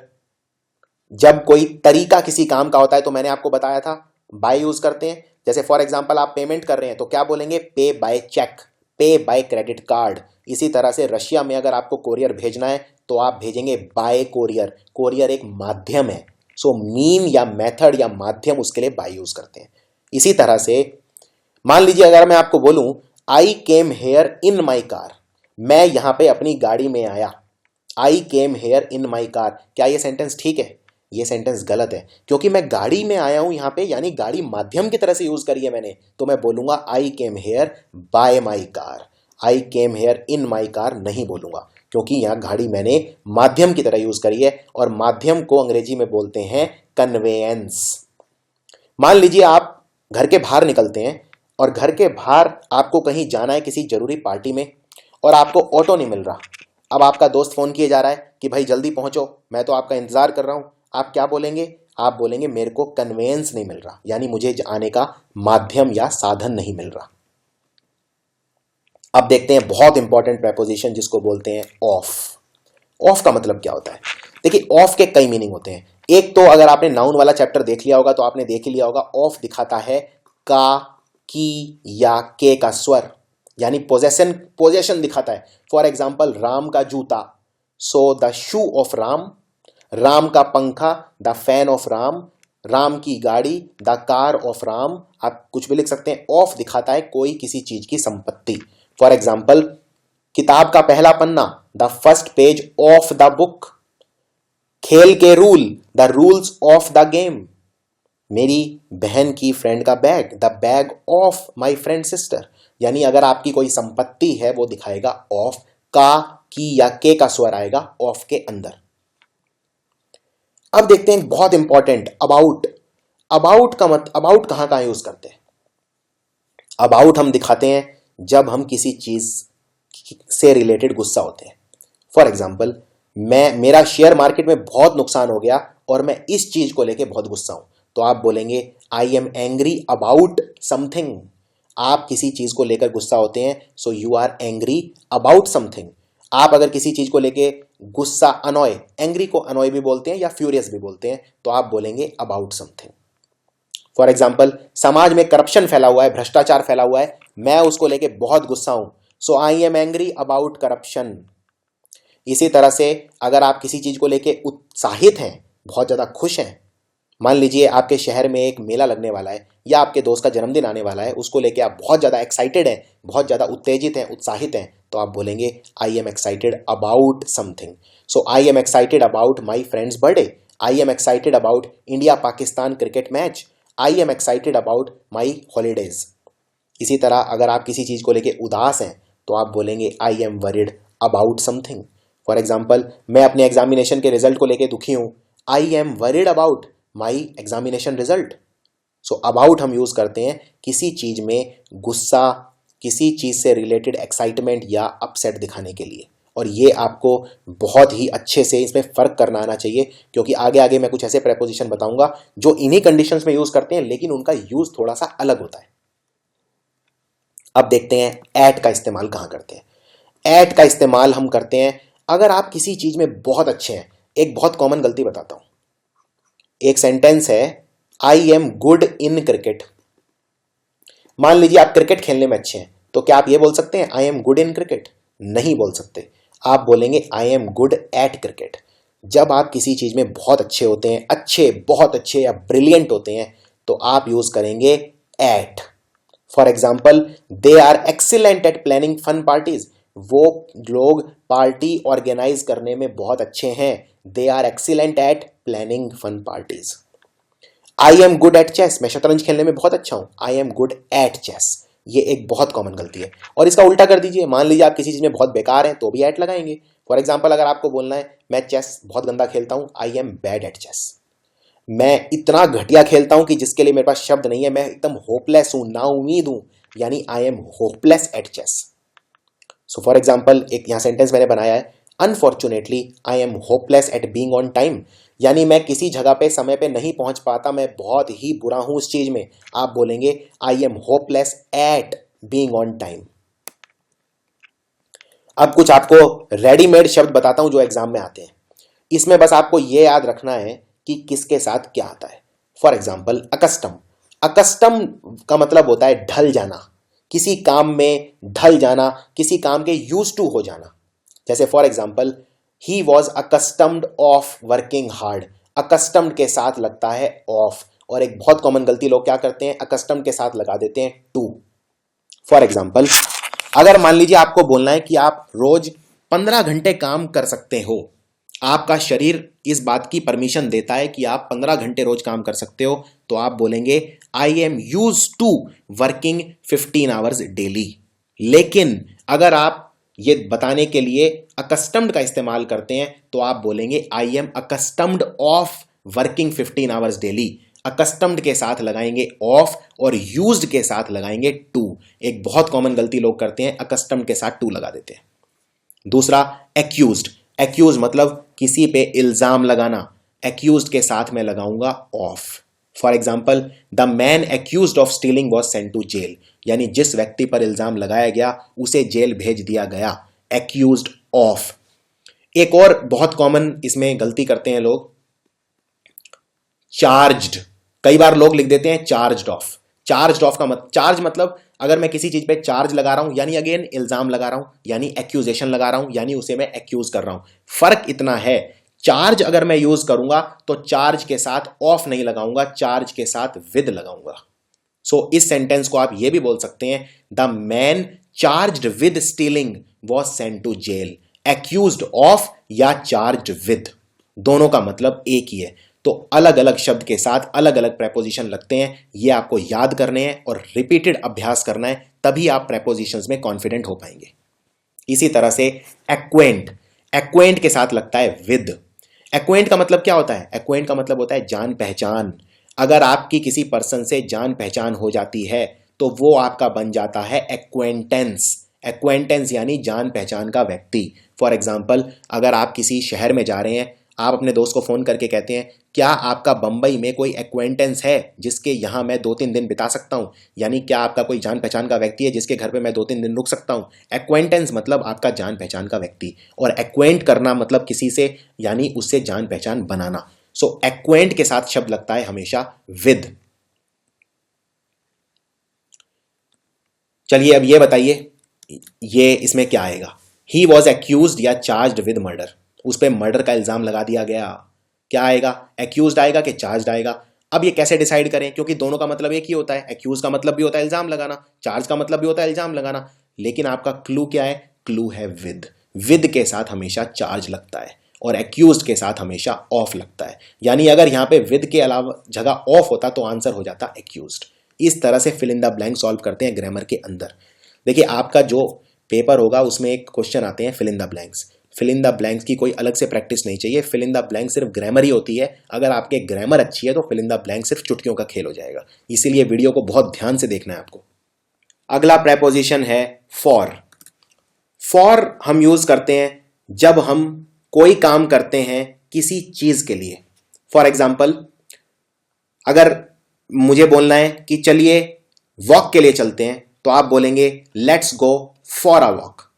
इसमें कई गलतियां लोग ये करते हैं, कई लिखते हैं let's go on a walk, walk पे चलते हैं, कई बोलते हैं let's go to a walk, ये सब गलत है। आप बोलेंगे let's go for a walk. अगर आपको बोलना है चलिए तैरने चलते हैं, आप बोलेंगे let's go for a swim. इसी तरह ड्रिंक के लिए चलते हैं, सो आप पूछेंगे किसी से would you like to come over for a drink. इसी तरह से breakfast, I had cornflakes for breakfast, यानी मैंने कॉर्नफ्लेक्स खाए ब्रेकफास्ट में, सो आप बोलेंगे I had cornflakes for breakfast. You always have something for breakfast, for lunch, for dinner. इसी तरह से for a drink, for a walk. For का एक इस्तेमाल और होता है प्रेपोजिशन ऑफ टाइम में, इसको बोलते हैं फॉर और सिंस। फॉर और सिंस काफी एक कंफ्यूजिंग रहता है स्टूडेंट्स के लिए, सो देखते हैं फॉर और सिंस में क्या फर्क है। दोनों ही दिखाते हैं टाइम, लेकिन किस तरह का टाइम उसमें फर्क आता है। फॉर हम यूज करते हैं समय जब हम नाप लेते हैं, मेजर कर लेते हैं सेकंड्स में, मिनट्स में, घंटों में, दिनों में, महीनों में और सालों में, तब हम यूज करेंगे फॉर। फॉर एग्जाम्पल, उसने 7 मिनट तक अपनी सांस रोक ली, तो आप बोलेंगे he held his breath for 7 minutes, क्योंकि मैंने मिनट काउंट कर लिए हैं। इसी तरह से वो यहां 7 साल तक रह चुकी है, सो 7 साल यानी फॉर। इसी तरह से ब्रिटिश और आयरिश के जो लोग हैं वो 7 सदियों से लड़ रहे हैं, यानी फॉर 7 सेंचुरीज। तो जब आप चीजें काउंट कर लेते हैं, इससे फर्क नहीं पड़ता कि समय कितना है, 1 मिनट भी हो सकता है, 7 मिनट, 7 सदियां, लेकिन काउंट करना होना चाहिए, तो फॉर यूज करेंगे। और सिंस हम यूज करते हैं एक स्पेसिफिक डेट या टाइम के साथ। एक आपको मैं शॉर्टकट बताता हूं, कंफ्यूजिंग हो सकता है, बिल्कुल आसान तरीका बताता हूं। अगर सिंस होगा तो कोई पास्ट का रेफरेंस होगा, वरना सिंस यूज नहीं करेंगे। अगर पास्ट का रेफरेंस है तो हम यूज करेंगे सिंस, और पास्ट का रेफरेंस जरूरी है सिंस लगाने के लिए। फॉर एग्जाम्पल, वो यहां 1970 से काम कर रहा है या काम कर चुका है, so he has worked here since 1970। यानी मान लीजिए ये मेरी टाइमलाइन है, और ये है जहां मैं अभी हूं यानी प्रेजेंट, और ये है पास्ट भूतकाल, और ये है आने वाला फ्यूचर। मैं अभी प्रेजेंट में हूं, 1970 कहां है, पास्ट में, यानी पास्ट का रेफरेंस आपको मिल गया, यानी सिंस।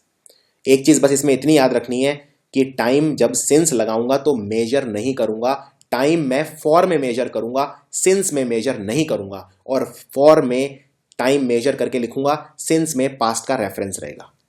फॉर एग्जाम्पल, वो 2:30 बजे से तुम्हारा इंतजार कर रही है। अब ये प्रेजेंट है, और 2:30 बजे कब थे, पहले का टाइम है, तभी वो कह रहा है 2:30 बजे से इंतजार कर रही है, यानी पास्ट का रेफरेंस दे दिया, तो यानी कि सिंस आएगा, क्योंकि मैंने इसमें टाइम गिन के नहीं बताया है। हां, अगर मैं ये बोलता कि वो मेरा 6 घंटे से इंतजार कर रही है, यानी फॉर 6 आवर्स, क्योंकि मैंने टाइम गिन लिया है। लेकिन मैंने यहां पे टाइम गिना नहीं है, मैंने सिर्फ ये बताया है वो कब से मेरा इंतजार कर रही है, पर गिना नहीं है, यानी पास्ट का रेफरेंस दे दिया पर गिना नहीं है। सो आंसर है सिंस। चलिए अब बताइए इनमें क्या आएगा, आपके लिए अभ्यास। मैं 2 बजे से तुम्हारा वेट कर रहा हूं, तो आएगा सिंस 2 PM, क्योंकि मैंने टाइम गिना नहीं है, सिर्फ पास्ट का रेफरेंस दे दिया है। मैं बंबई में 17 साल से रह रहा हूं, मैंने गिन लिया है टाइम, तो फॉर आएगा। मैं बंबई में 17 साल से रह रहा हूं, इसका लिखने का तरीका एक ये भी तो हो सकता है, 1991 से रह रहा हूं, लगभग 15-16 साल से रह रहा हूं।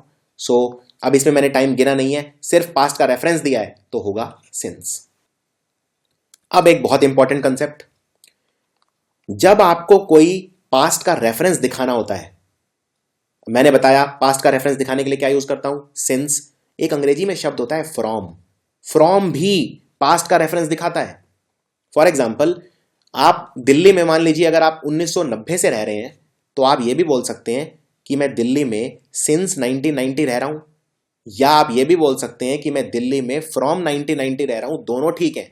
तो दोनों में फिर फर्क क्या है, यानी अब फॉर को भूल जाइए, सिंस और फॉर में डिफरेंस करना आसान है, लेकिन सिंस और फ्रॉम में डिफरेंस कैसे करें, तो इसके लिए एक बड़ा ही आसान शॉर्टकट बताता हूं।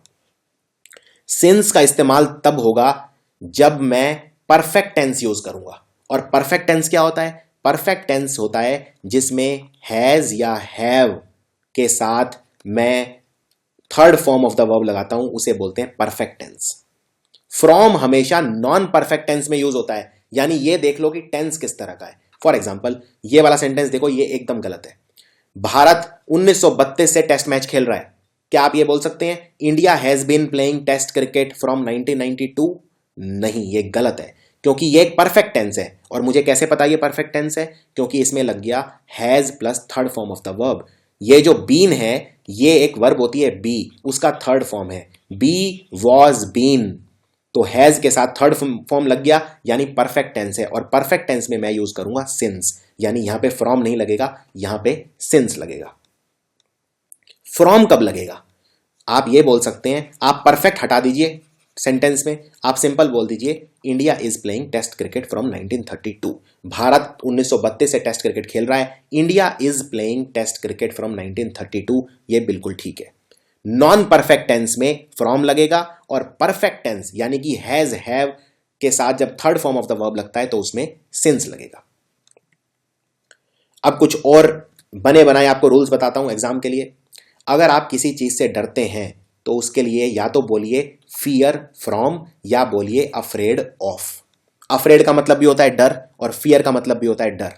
मान लीजिए अगर आपको कुत्तों से डर लगता है तो आप बोलेंगे आई फियर फ्रॉम डॉग्स, या फिर I am afraid of dogs. तो अफ्रेड के साथ ऑफ, फियर के साथ फ्रॉम।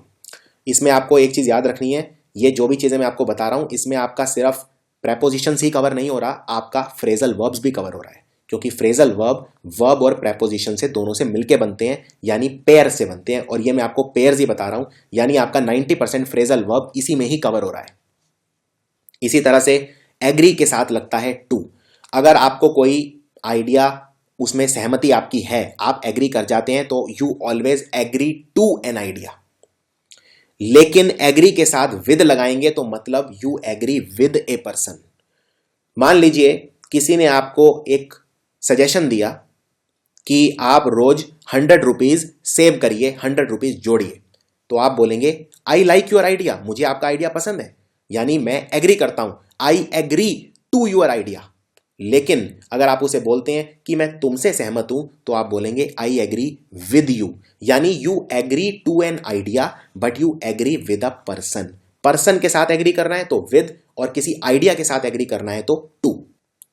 इसी तरह से मान लो अगर आपको बोलना है कि मेरी टीचर मेरे से एग्री नहीं करती, तो आप बोलेंगे my teacher does not agree with me, या my teacher does not agree to my idea. Next, according के साथ हमेशा लगता है टू। और आपको एक चीज याद रखनी है, अंग्रेजी में कभी भी आप ये मत बोलना अकॉर्डिंग टू मी, ये मैंने नाउन में भी कवर किया है, वैसे अकॉर्डिंग टू मी कुछ नहीं होता। अगर आपको बोलना है मेरे हिसाब से, मेरे विचार में, तो आप बोलिए according to the terms and condition.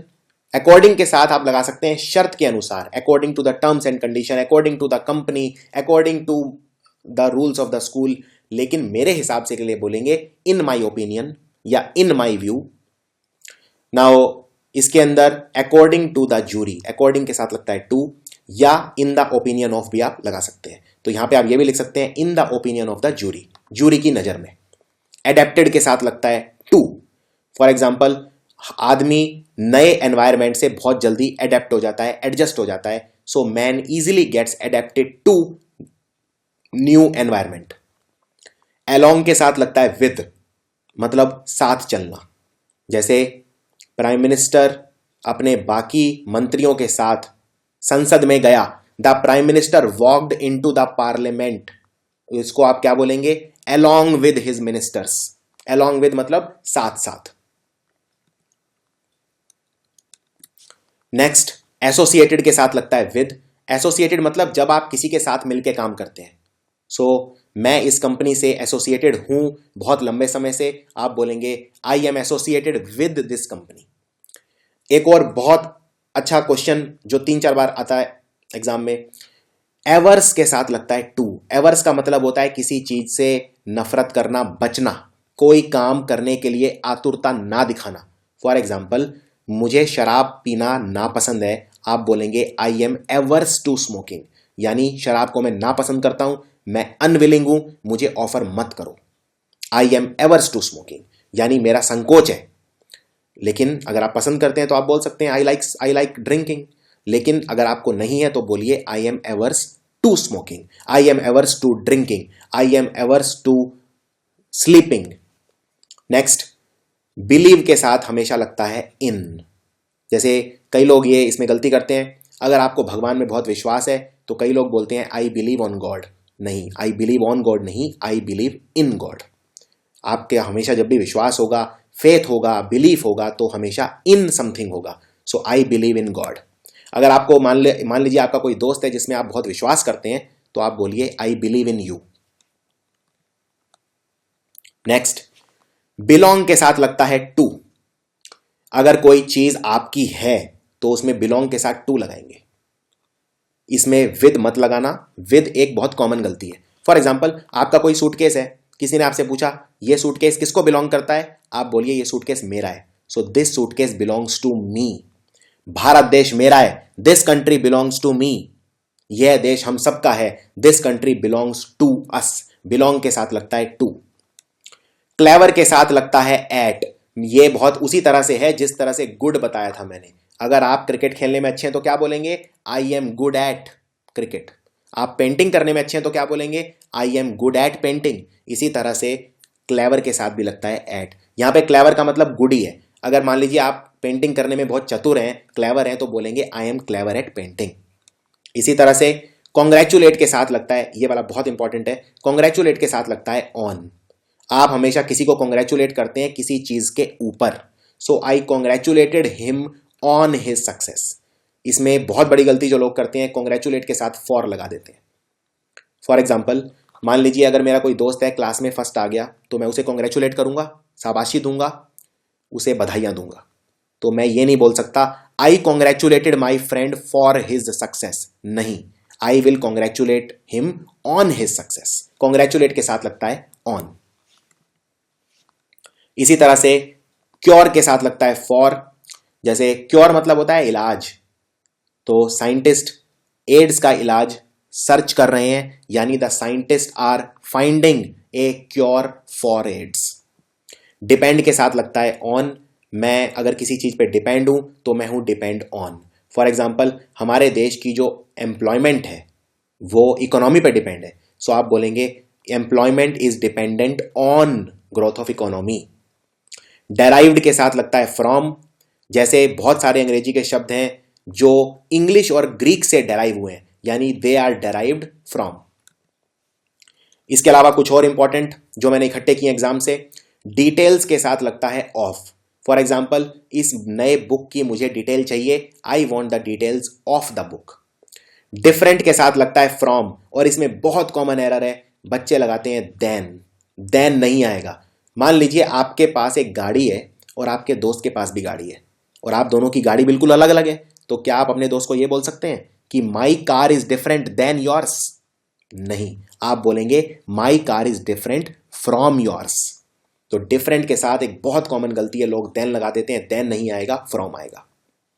इसी तरह डिवाइड के साथ लगता है इनटू। फॉर एग्जाम्पल, उसने अपनी सारी संपत्ति को डिवाइड कर दिया अपने बेटों में, यानी his property was divided into two parts and given to the two sons.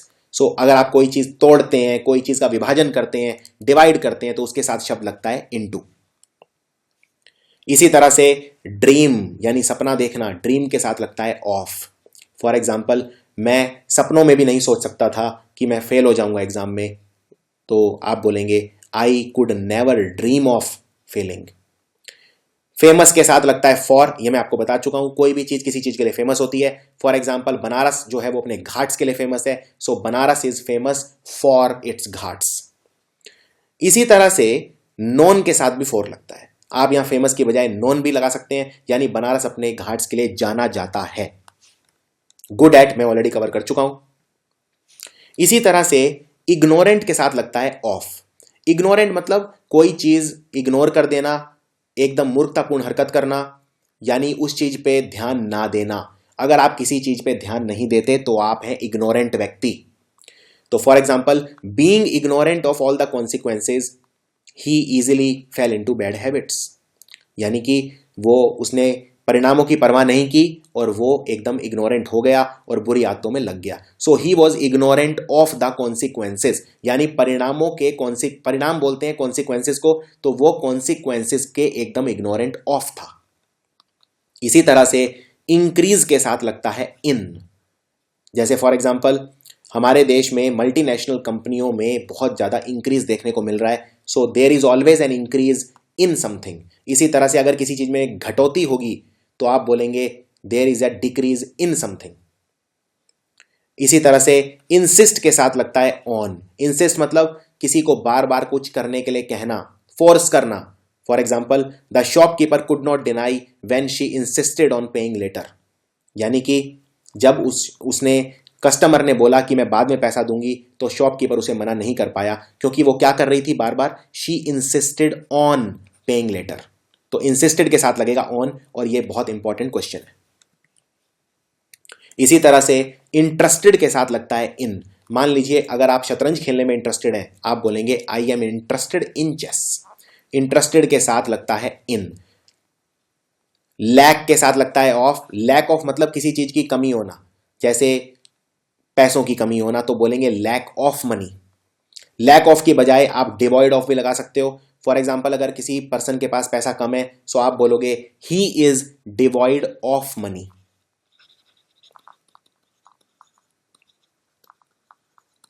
इसी तरह फॉन्ड के साथ लगता है ऑफ। फॉन्ड ऑफ मतलब किसी चीज को बहुत पसंद करना। मान लीजिए अगर आपको कोई 2 साल का बच्चा पसंद है, आप बोलेंगे I am fond of him. I am fond of him यानी मुझे वो बहुत पसंद है। फॉन्ड के साथ लगता है ऑफ। इसी तरह से एम के साथ हमेशा लगता है एट। आपको इसमें एक काफी बड़ी गलती बताता हूं।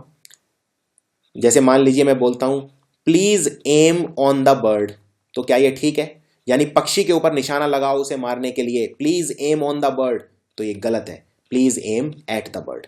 इस तरह से जब एग्जाम में ये क्वेश्चन आएंगे, इन्हें देखना इतना आसान नहीं है, इसलिए आपको बहुत ही ध्यान से सुनना है जो मैं समझा रहा हूं। लाफ के साथ लगता है एट। अगर आप किसी चीज पे किसी के ऊपर हंसते हैं, you are laughing at someone. आप अगर भगवान पे हंस रहे हैं तो आप you are laughing at God. अगर आप किसी आदमी पे हंस रहे हैं तो you are laughing at him. अगर मुझे बोलना है प्लीज मुझ पे मत हंसो, तो मैं बोलूंगा please don't make fun of me या please don't laugh at me. Listen के साथ लगता है टू, तो प्लीज लिसन टू मी। कुछ और इंपॉर्टेंट, लुक एट। लुक के साथ लगता है एट, किसी चीज के ऊपर देखना। लुक के साथ ऑन नहीं लगाओगे। अगर आप किसी तस्वीर के ऊपर देख रहे हो तो आप बोलोगे आई am looking at the picture, आप ये नहीं बोलोगे आई am looking on the picture. इसी तरह से लुक आफ्टर का मतलब होता है किसी की देखभाल करना। जैसे मदर अपने बच्चे को क्या करती है? Look after. नर्स क्या करती है पेशेंट को? Look after. और एक है लुक फॉर। लुक फॉर का मतलब है कोई चीज ढूंढना। एक होता है लुक इनटू। लुक इनटू का मतलब होता है किसी चीज के अंदर जाना, किसी चीज का इन्वेस्टिगेशन करना, किसी चीज की खोज करना। For example, I have requested the police commissioner to look into the matter. ये बहुत ही इंपॉर्टेंट है, यानी कि पुलिस वाला फाइल खोल के उसकी गहराई में जाएगा। He will look into the matter. अब आते हैं कुछ पेयर्स के ऊपर जो एग्जाम में बहुत ज्यादा आते हैं, बिसाइड और बिसाइड्स। ये मैं आपको एक्सप्लेन कर चुका हूं, लेकिन दोबारा बता देता हूं। बिसाइड का मतलब होता है बाजू में, साइड में, लेकिन बिसाइड्स का मतलब होता है इन एडिशन टू या के अलावा। फॉर एग्जाम्पल, वो कुर्सी के साइड में बैठ गया, तो आप क्या बोलोगे? He sat besides the chair? नहीं, क्योंकि बिसाइड्स का मतलब है के अलावा। मैं बोल रहा हूं कि वो कुर्सी के साइड में बैठा है, यानी he sat beside the chair. इसी तरह से बिसाइड्स का मतलब होता है के अलावा। फॉर एग्जाम्पल, किताबें पढ़ने के अलावा मुझे स्विमिंग भी पसंद है, तो आप बोलेंगे in addition to reading books I enjoy swimming as well, या beside swimming I enjoy reading and dancing. मुझे स्विमिंग के अलावा पढ़ना और डांस करना भी अच्छा लगता है। सो के अलावा के लिए यूज करेंगे बिसाइड्स। अब ये बताइए यहां पे क्या आएगा? ये आपकी परीक्षा है। शी सैट बिसाइड या बिसाइड्स मी टू कंफर्ट मी। वो मेरे पास बैठ गई मुझे सांत्वना देने के लिए, तो वो मेरे साइड में बैठ गई, यानी बिसाइड। अब देखते हैं टिल, प्रेपोजिशन टिल। टिल का मतलब क्या होता है? टिल का मतलब होता है कोई एक्सटेंट ऑफ टाइम दिखाने के लिए, यानी कोई काम कब तक होगा।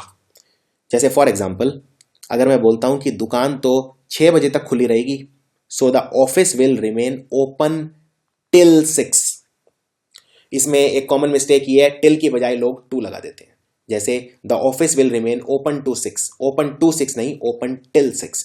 और जहां जहां आप टिल लगा सकते हैं वहां वहां आप अनटिल भी लगा सकते हैं। फॉर एग्जाम्पल, अगर आपको बोलना है कि मैं आज रात 7 बजे तक खेलूंगा, तो आप बोल सकते हैं I will play until 7 PM या I will play till 7 PM। दोनों ठीक है, दोनों गलत नहीं है। फर्क सिर्फ स्पेलिंग में आता है। अनटिल में एक एल होता है सिर्फ, टिल में 2 एल होते हैं। अब देखते हैं एक बहुत इंपॉर्टेंट कंसेप्ट, अमंग और बिटवीन। ये हमेशा आता है और इसमें कई तरह की मिस्टेक लोग करते हैं। जनरली लोगों को लगता है कि बिटवीन 2 के लिए यूज होता है और अमंग 2 से ज्यादा के लिए यूज होता है। ये पूरी तरह से सत्य नहीं है। देखिए बिटवीन कहां यूज होता है। यह ठीक है कि अमंग 2 से ज्यादा के लिए यूज होता है, 2 से कम के लिए यूज नहीं हो सकता, लेकिन बिटवीन 2 के लिए यूज होता है और 2 से ज्यादा के लिए भी यूज होता है। यह है डिफरेंस।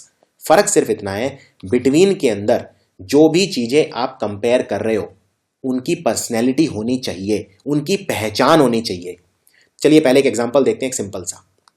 तुम्हें चाय और कॉफी के बीच में चुनना है, तो क्या आप ये बोल सकते हैं you have to choose among tea and coffee? नहीं, क्योंकि टी और कॉफी कितनी चीजें हैं? 2। 2 के लिए तो सिर्फ बिटवीन ही यूज करूंगा, अमंग तो दो से ज्यादा के लिए यूज होता है, इसमें तो कोई शक नहीं है, तो इसमें अमंग की बजाय हो जाएगा बिटवीन। लेकिन अमंग दो से ज्यादा के लिए यूज होता है, यह बिल्कुल ठीक है, लेकिन बिटवीन दो के लिए भी यूज होता है और दो से ज्यादा के लिए भी यूज होता है। अब देखते हैं डिफरेंस क्या है। बिटवीन के अंदर जो भी चीजें हैं उनकी पर्सनैलिटी होनी चाहिए। फॉर एग्जाम्पल आप ये वाला सेंटेंस देखिए, बताइए क्या आएगा। There are talks going on between Japan America and India, यानी जापान अमेरिका और इंडिया आपस में बातें कर रहे हैं। यहां पर तीन देश हैं, दो नहीं है, तीन है, दो से ज्यादा हैं, लेकिन फिर भी बिटवीन आएगा। क्यों? क्योंकि जापान, अमेरिका और इंडिया, इनकी अलग अलग नाम लिख के इनकी पहचान बताई गई है, इनकी पर्सनैलिटी है। लेकिन अब नीचे वाला देखिए, there are talks going on among the western countries, पश्चिमी देशों के बीच में वार्ता चल रही है, बातचीत चल रही है। यहां पर मैंने लिखा है वेस्टर्न कंट्रीज, ये वेस्टर्न कंट्रीज काफी सारे हैं, दो से ज्यादा हैं, लेकिन इनकी कोई पहचान नहीं है। वेस्टर्न कंट्रीज में मुझे नहीं पता कौन कौन से कंट्री हैं, ना तो उनके नाम लिखे, ना उनकी पर्सनैलिटी है कोई, मुझे नहीं पता कौन से कंट्री हैं, यानी पर्सनैलिटी नहीं बताई, यानी अमंग। जब दो से ज्यादा में, याद रखिए, दो से ज्यादा में अगर पर्सनैलिटी है तो बिटवीन, और पर्सनैलिटी नहीं है तो अमंग। चलिए एक एग्जांपल देखते हैं। 10 ड्रेसेस हैं जिनमें से मुझे चूज करनी पड़ेगी अपनी ड्रेस, तो आप क्या बोलोगे? I have to decide among the 10 dresses, या I have to decide between the 10 dresses. अब ये 10 ड्रेस हैं, लेकिन मुझे नहीं पता ये 10 ड्रेस कौन कौन सी हैं, इनकी कोई पर्सनैलिटी नहीं है, यानी अमंग बिल्कुल ठीक है। इसी तरह से मुझे 4 अम्ब्रेला हैं, 4 अम्ब्रेला मुझे उनमें डिसाइड करना है कि कौन सा खरीदूं। 4 अम्ब्रेला कौन कौन से हैं? एक ब्लू अम्ब्रेला, एक ब्लैक अम्ब्रेला, एक लाल रंग का और एक क्रीम कलर का अम्ब्रेला है। अब यहां पे क्या बिटवीन आएगा या अमंग आएगा? ये चारों अम्ब्रेला अलग अलग करके मैंने लिखे हैं, blue umbrella, black umbrella, red umbrella और क्रीम अम्ब्रेला, यानी चारों छतरियां जो हैं, चारों की पर्सनैलिटी है, चारों अलग अलग करके मैंने बताई हैं, चारों की स्पेसिफिक कोई खास पहचान है कि ये वाला ब्लू अम्ब्रेला है, ये वाला ब्लैक अम्ब्रेला है, ये वाला रेड अम्ब्रेला है, यानी मैं यूज करूंगा बिटवीन।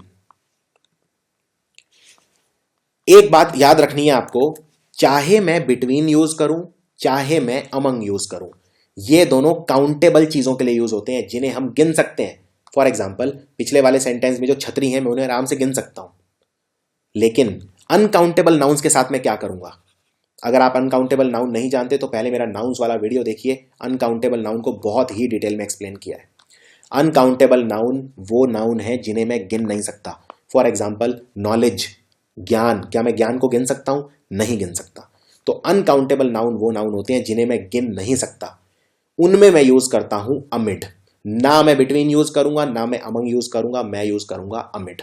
फॉर एग्जाम्पल, चारों तरफ अफरा तफरी फैली हुई थी, लेकिन उस अफरा तफरी के बीच में भी थोड़ी सी शांति थी, तो आप बोलेंगे there is peace amid chaos. Chaos मतलब अफरा तफरी, पीस मतलब शांति, और शांति फैली हुई थी हर तरफ अफरा तफरी के बीच में, तो there is peace amid chaos. इसी तरह से हर तरफ नाकामी है, ना उम्मीद है, लेकिन उसके बीच में भी कुछ उम्मीद है। अब ये होप क्या है? होप अनकाउंटेबल नाउन है, आप उम्मीद को गिन नहीं सकते कि कितनी उम्मीद, और डेस्पेयर को भी गिन नहीं सकते। इसी तरह शांति को भी आप गिन नहीं सकते, और अफरा तफरी को भी गिन नहीं सकते, यानी अनकाउंटेबल नाउन है ये सारे, इसलिए यूज करूंगा अमिड। इनमें मैं ये नहीं बोल सकता there is hope between despair, गलत है। इसी तरह से मैं ये भी नहीं बोल सकता there is hope among despair, वो भी गलत है। इसी तरह से there is peace among chaos, ये भी गलत है। सो अनकाउंटेबल नाउन में यूज करूंगा अमिड। अब देखते हैं ऑफ और ऑफ में क्या फर्क होता है। ऑफ और ऑफ, ऑफ तो मैं बता चुका हूं, ऑफ का मतलब होता है का, की या के, लेकिन जो ओ डबल एफ है ये दिखाता है अलगाव या सेपरेशन। जब दो चीजें एक दूसरे से दूर होती हैं तो हम यूज करते हैं ऑफ। फॉर एग्जाम्पल, उन्होंने उसका हाथ काट डाला, दे कट ऑफ हर हैंड, क्योंकि ये शरीर है, शरीर से हाथ कट के अलग हो गया, अलग होने के सेंस में यूज करते हैं ऑफ। इसी तरह से he took off his head, the flight took off the runway, यानी जो फ्लाइट है एरोप्लेन वो रनवे से एकदम ऊपर उड़ गया, यानी रनवे के ऊपर प्लेन उड़ रहा था और ये ऊपर की तरफ उड़ गया, यानी अलग हो गया, सो टुक ऑफ। अब देखते हैं ड्यूरिंग।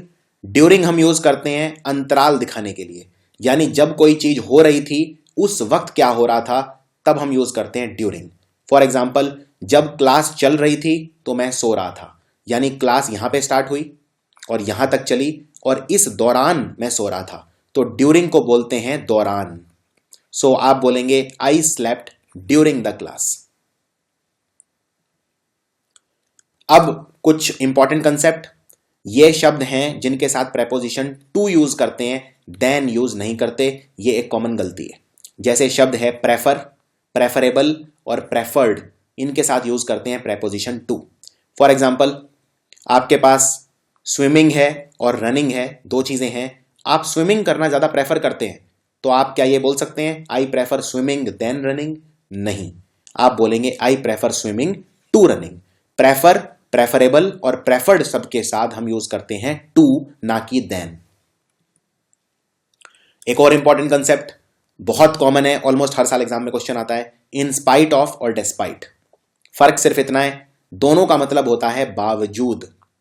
हिंदी में बोलते हैं बावजूद। मान लीजिए अगर मुझे बोलना है कि इतनी मेहनत करने के बावजूद मैं पास नहीं हो पाया, तो मैं बोलूंगा इन spite of working very hard I failed in the exam, या फिर despite working very hard I failed in the exam. फर्क इतना है, इन स्पाइट के साथ लगता है ऑफ और डेस्पाइट के साथ ऑफ नहीं लगता।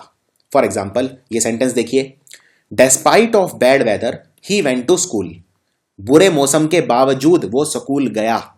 सो क्या ये सेंटेंस ठीक है? ये गलत है, क्योंकि इसमें डेस्पाइट के बाद ऑफ लगा दिया। इसको ठीक करने के दो तरीके हैं, डेस्पाइट को चेंज कर दो इन स्पाइट में, तो या तो आप बोलेंगे in spite of bad weather he went to school, या फिर बोलेंगे despite bad weather he went to school. Same difference है कंसिस्ट और कंप्राइज शब्दों में। जैसे फॉर एग्जाम्पल, कंसिस्ट और कंप्राइज दोनों का मतलब होता है किसी चीज में किसी चीज का होना। जैसे फॉर एग्जाम्पल, अगर एक बिल्डिंग है और बिल्डिंग में 3 कमरे हैं, तो मैं बोलूंगा दिस बिल्डिंग कंप्राइजेज 3 रूम्स, या this building consist of 3 rooms. तो कंप्राइज और कंसिस्ट में क्या फर्क है? फर्क सिर्फ इतना है, कंसिस्ट के बाद हमेशा लगता है ऑफ, कंप्राइज के बाद ऑफ नहीं लगता, बस सिर्फ इतना फर्क है। जैसे फॉर एग्जाम्पल, इस कक्षा में 20 बच्चे हैं, तो आप बोलेंगे the classroom comprises of 20 students. क्या ये ठीक है? नहीं, कंप्राइजेज के साथ ऑफ नहीं लगता। तो इसको ठीक करने के दो तरीके हैं, द क्लासरूम कंप्राइजेज 20 स्टूडेंट्स या the classroom consist of 20 students. Next है ऑन और ऑन टू। दोनों का मतलब ही होता है ऊपर, पर, लेकिन फर्क है। ऑन टू हम यूज करते हैं मोशन के लिए, जहां पे कोई चीज हिलती है, और ऑन हम यूज करते हैं स्टैटिक चीजों के लिए, रुकी हुई चीजों के लिए। फॉर एग्जाम्पल, अगर किताब टेबल के ऊपर रखी हुई है, तो यानी कि रखी है, मूव नहीं कर रही है, कोई भी इसमें मूवमेंट का भाव आ ही नहीं रहा है, यानी मैं यूज करूंगा ऑन, क्योंकि रुकी हुई है, स्टैटिक है।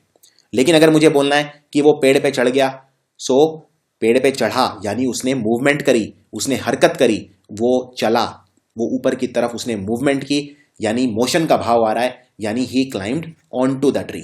यहां मैं ये नहीं बोलूंगा he climbed on to the tree, he climbed on to the tree. दूसरा, जहां जहां ऑन टू लग सकता है वहां वहां अपॉन भी लग सकता है, तो इसमें एक पॉसिबिलिटी ये भी है, ही क्लाइंब्ड अपॉन द ट्री, ये भी गलत नहीं है। सेम डिफरेंस है इन और इनटू के बीच में। इनटू वहां लगता है जहां पे कोई हरकत होती है, मोशन होता है, मूवमेंट होता है, और इन लगता है स्टैटिक चीज के लिए। जैसे उसने चाबी कुएं में फेंक दी। अब उसने अगर चाबी कुएं में फेंक दी, यानी उसने कोई मोशन किया, कोई हरकत करी, चाबी नीचे गई, उसमें मूवमेंट हुई, सो आप बोलेंगे he threw the key into the well. लेकिन अगर मैं बोलता हूं चाबी घर के अंदर रखी है, यानी वो बिल्कुल अंदर रखी है, कोई हिल नहीं रही है, बिल्कुल उसमें स्टैटिक है, कोई मूवमेंट नहीं हो रहा है, सो आप बोलेंगे the key is in the house. अगला डिफरेंस है इन और इनसाइड के बीच में। दोनों का ही मतलब होता है अंदर, लेकिन एक थोड़ा सा डिफरेंस है, और वो ये, इन हम यूज करते हैं जनरल सेंस में, लेकिन इनसाइड हम यूज करते हैं खास तौर पे तब कहने के लिए जब कोई सीमाएं होती है और उनके बीच में हमें रहना होता है, यानी बाउंड्रीज के बीच में जब हमें रहना होता है तब यूज करते हैं inside. For example,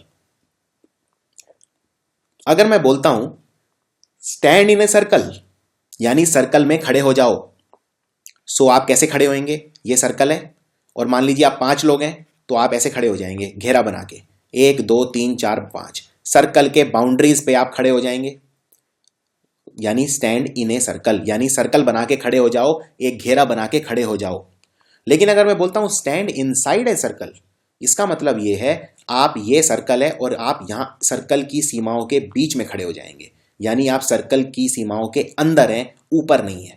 so stand in a circle मतलब घेरा बना के खड़े हो जाओ, और स्टैंड इनसाइड ए सर्कल मतलब एक सर्कल के अंदर खड़े हो जाओ, एक सर्कल की सीमाओं के अंदर खड़े हो जाओ, बाउंड्रीज के अंदर खड़े हो जाओ। ये फर्क है इन और इनसाइड के बीच, वरना इन और इनसाइड जनरली सेम तौर पे यूज किए जाते हैं। फॉर एग्जाम्पल, अगर मान लीजिए कोई गेट पे खड़ा है, आप बोल सकते हैं कम इनसाइड, बिल्कुल ठीक है। आप कम इन भी बोल सकते हैं, दोनों ठीक है। अब देखते हैं डाई ऑफ और डाई फ्रॉम में क्या फर्क है। अगर आप किसी बीमारी से मरते हैं तो आप बोलेंगे डाई ऑफ, और अगर आप किसी कारण से मरते हैं, बीमारी से नहीं, तो आप बोलेंगे फ्रॉम। फॉर एग्जाम्पल, उसकी मृत्यु कैंसर से हो गई, कैंसर एक रोग होता है, so he died of cancer. लेकिन उसकी मृत्यु प्यास से हो गई, बेचारे को पानी नहीं मिला। अब यहां पे थर्स्ट क्या होती है? प्यास। प्यास कोई रोग नहीं है, आप बोलेंगे ही डाइड फ्रॉम थर्स्ट। सो दोनों में आपको डिफरेंस पता होना चाहिए। अगर मान लीजिए कोई डेंगू से मरता है तो आप बोलेंगे ही डाइड ऑफ डेंगू, क्योंकि डेंगू एक रोग है। इसी तरह से he died of malaria. Next देखते हैं अबाउट टू। अबाउट टू का मतलब जब कोई काम होने ही वाला है तो बोलते हैं अबाउट टू। जैसे फॉर एग्जाम्पल, मैं एक नया लेसन स्टार्ट करने वाला हूं, I am about to start a new lesson, या I am about to starting a new lesson, कौन सा ठीक है? तो याद रखिए, ये बहुत ज्यादा एग्जाम में रिपीट होता है। अबाउट टू के साथ कभी भी आईएनजी नहीं लगता, यानी सिर्फ वर्ब लगेगी, आईएनजी नहीं लगेगा। सो सही आंसर क्या है? I am about to start a new lesson या starting a new lesson? Answer है I am about to start a new lesson. जैसे फॉर एग्जाम्पल, कोई नेता है और वो स्पीच देने वाला है, भाषण देने ही वाला है, तो मैं बोलूंगा he is about to deliver a speech. मैं ये नहीं बोलूंगा he is about to delivering a speech. चलिए ये बताइए इसमें क्या आएगा? I am use to play cricket या I am use to playing cricket? मैं काफी यूज टू हूं, यूज टू मतलब मुझे आदत है क्रिकेट खेलने की। So I am use to play cricket, I am use to playing cricket. याद रखिए, यूज टू के साथ हमेशा लगेगा वर्ब प्लस आईएनजी, यानी I am use to playing cricket. इसी तरह से I am looking forward to, this is very important. I am looking forward to read a novel today या I am looking forward to reading a novel today. Looking forward to का मतलब होता है मैं कोई काम करने के लिए बहुत ज्यादा उत्साहित हूं, मैं ये काम करना चाहता हूं, आज मैं एक नॉवल पढ़ना चाहता हूं, एक किताब पढ़ना चाहता हूं।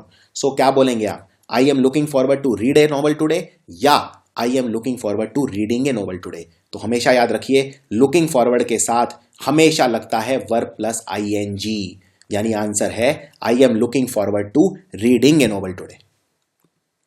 चलिए ये बताइए इसमें क्या आएगा? मैं तुमसे मिलने के लिए बहुत इच्छुक हूं, बहुत ज्यादा आतुर हूं, बहुत ज्यादा उत्साहित हूं। I am looking forward to meet you या I am looking forward to meeting you? तो आंसर होगा I am looking forward to meeting you. अब एक बहुत इंपॉर्टेंट कंसेप्ट, इन सारे शब्दों के आगे टू नहीं लगेगा, और बहुत ज्यादा गलती करते हैं लोग, टू लगा देते हैं। फॉर एग्जाम्पल, अगर आप बोलते हैं कि मैंने उसे कहा, तो आप क्या बोलेंगे? आई टोल्ड हिम या आई टोल्ड टू हिम? तो जो वर्ब है टोल्ड, ये किससे बना? टेल, और टेल एक ऐसी वर्ब है जिसके बाद कभी भी टू नहीं लगता। तो आप बोलेंगे मैंने उसे कहा, आई टोल्ड हिम। इसी तरह से ये जितने भी शब्द हैं इनके आगे टू किसी के आगे भी नहीं लगेगा। इन शब्द पे नजर मारते हैं। एडवाइस करना, तो आप क्या बोलेंगे? मैंने उसे एडवाइस किया, आई एडवाइज्ड हिम या एडवाइज्ड टू हिम?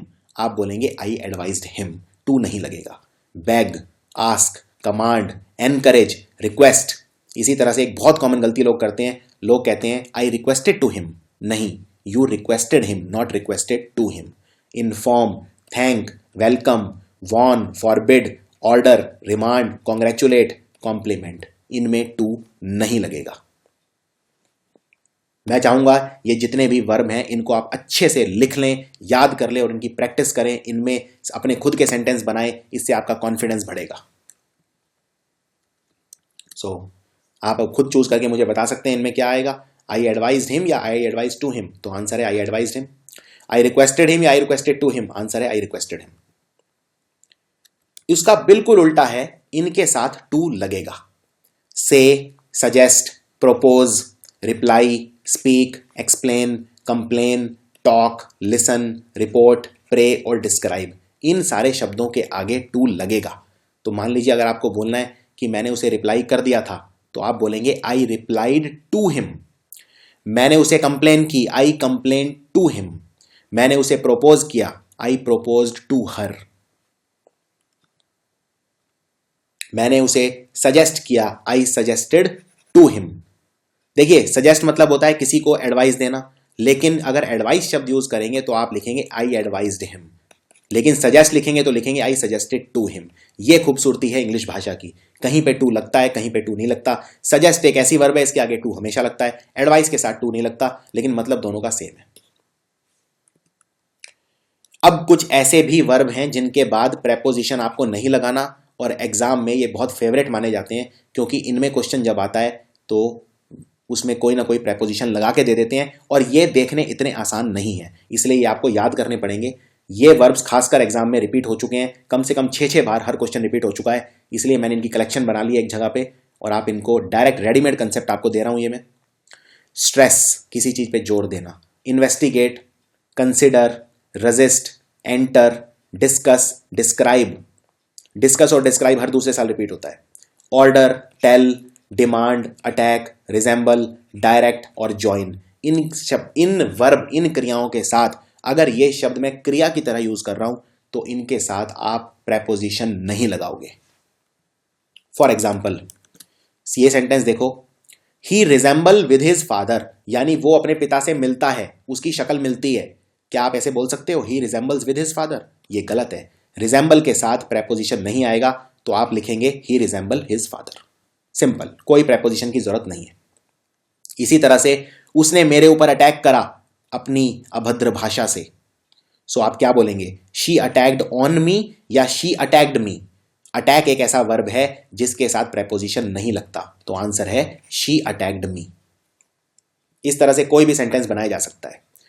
अब कुछ प्रेपोजिशन क्वेश्चंस की प्रैक्टिस करते हैं जो पिछले एग्जाम्स में आ चुके हैं। ये मैंने पिछले 10 साल के जो पेपर हैं उनसे निकाले हैं क्वेश्चन, और ये शॉर्ट यही रिपीट होंगे। इनमें आपको यह भी पता चलेगा आपने प्रेपोजिशन कितना सीखा है। चैप्टर खत्म हो चुका है, पूरा प्रेपोजिशन अच्छे से कवर हो चुका है, अब बात बची है प्रैक्टिस की। तो करते हैं कुछ अभ्यास।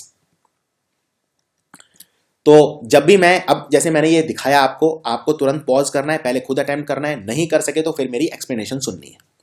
सबसे पहले, don't be so hard to your self, your commitment towards your work is seen by all. ये जितने भी सेंटेंस मैंने लिखे हैं सारे गलत हैं, इनको ठीक करना है। अब देखिए, don't be so hard to your self मतलब मैं किसी को कह रहा हूं अपने आप को दोष मत दो, अपने आप पे इतना अपने आप से हार्ड, अपने आप से नाराज मत हो। तुम्हारा जो काम के प्रति कमिटमेंट है वो सब अप्रिशिएट करते हैं, कोई दिक्कत वाली बात नहीं है। अपने आप से नफरत मत करो, अपने आप से इतना नाराज मत हो। उसको हम बोलते हैं don't be so hard on your self, ना कि don't be so hard to your self. So answer है don't be so hard on your self. अगला, the snake was killed by a stone, snake को पत्थर से मार दिया गया। सो बाय अ स्टोन नहीं, विद अ स्टोन। जिस चीज से मारा जाता है उसके लिए विद यूज करते हैं, और जो व्यक्ति मारता है तो बाय यूज करेंगे। She aimed at the bird, ये बिल्कुल ठीक है, इसमें कोई गलती नहीं है। जब भी आप पक्षी पे निशाना लगाते हैं सो हमेशा एट द बर्ड लगाते हैं। We walked till the edge of the river, देखिए टिल हमेशा टाइम के लिए आता है। मैं बोल रहा हूं कि मैं नदी के किनारे तक गया, यानी मैं डिस्टेंस की बात कर रहा हूं, तो यहां पे टिल नहीं आएगा, यहां आएगा as far as. We walked as far as the edge of the river, यानी हम नदी के किनारे तक गए as far as. Next, guitar बजाने में मैं बहुत बुरा हूं, एकदम होपलेस हूं, एकदम नाउमीद हूं।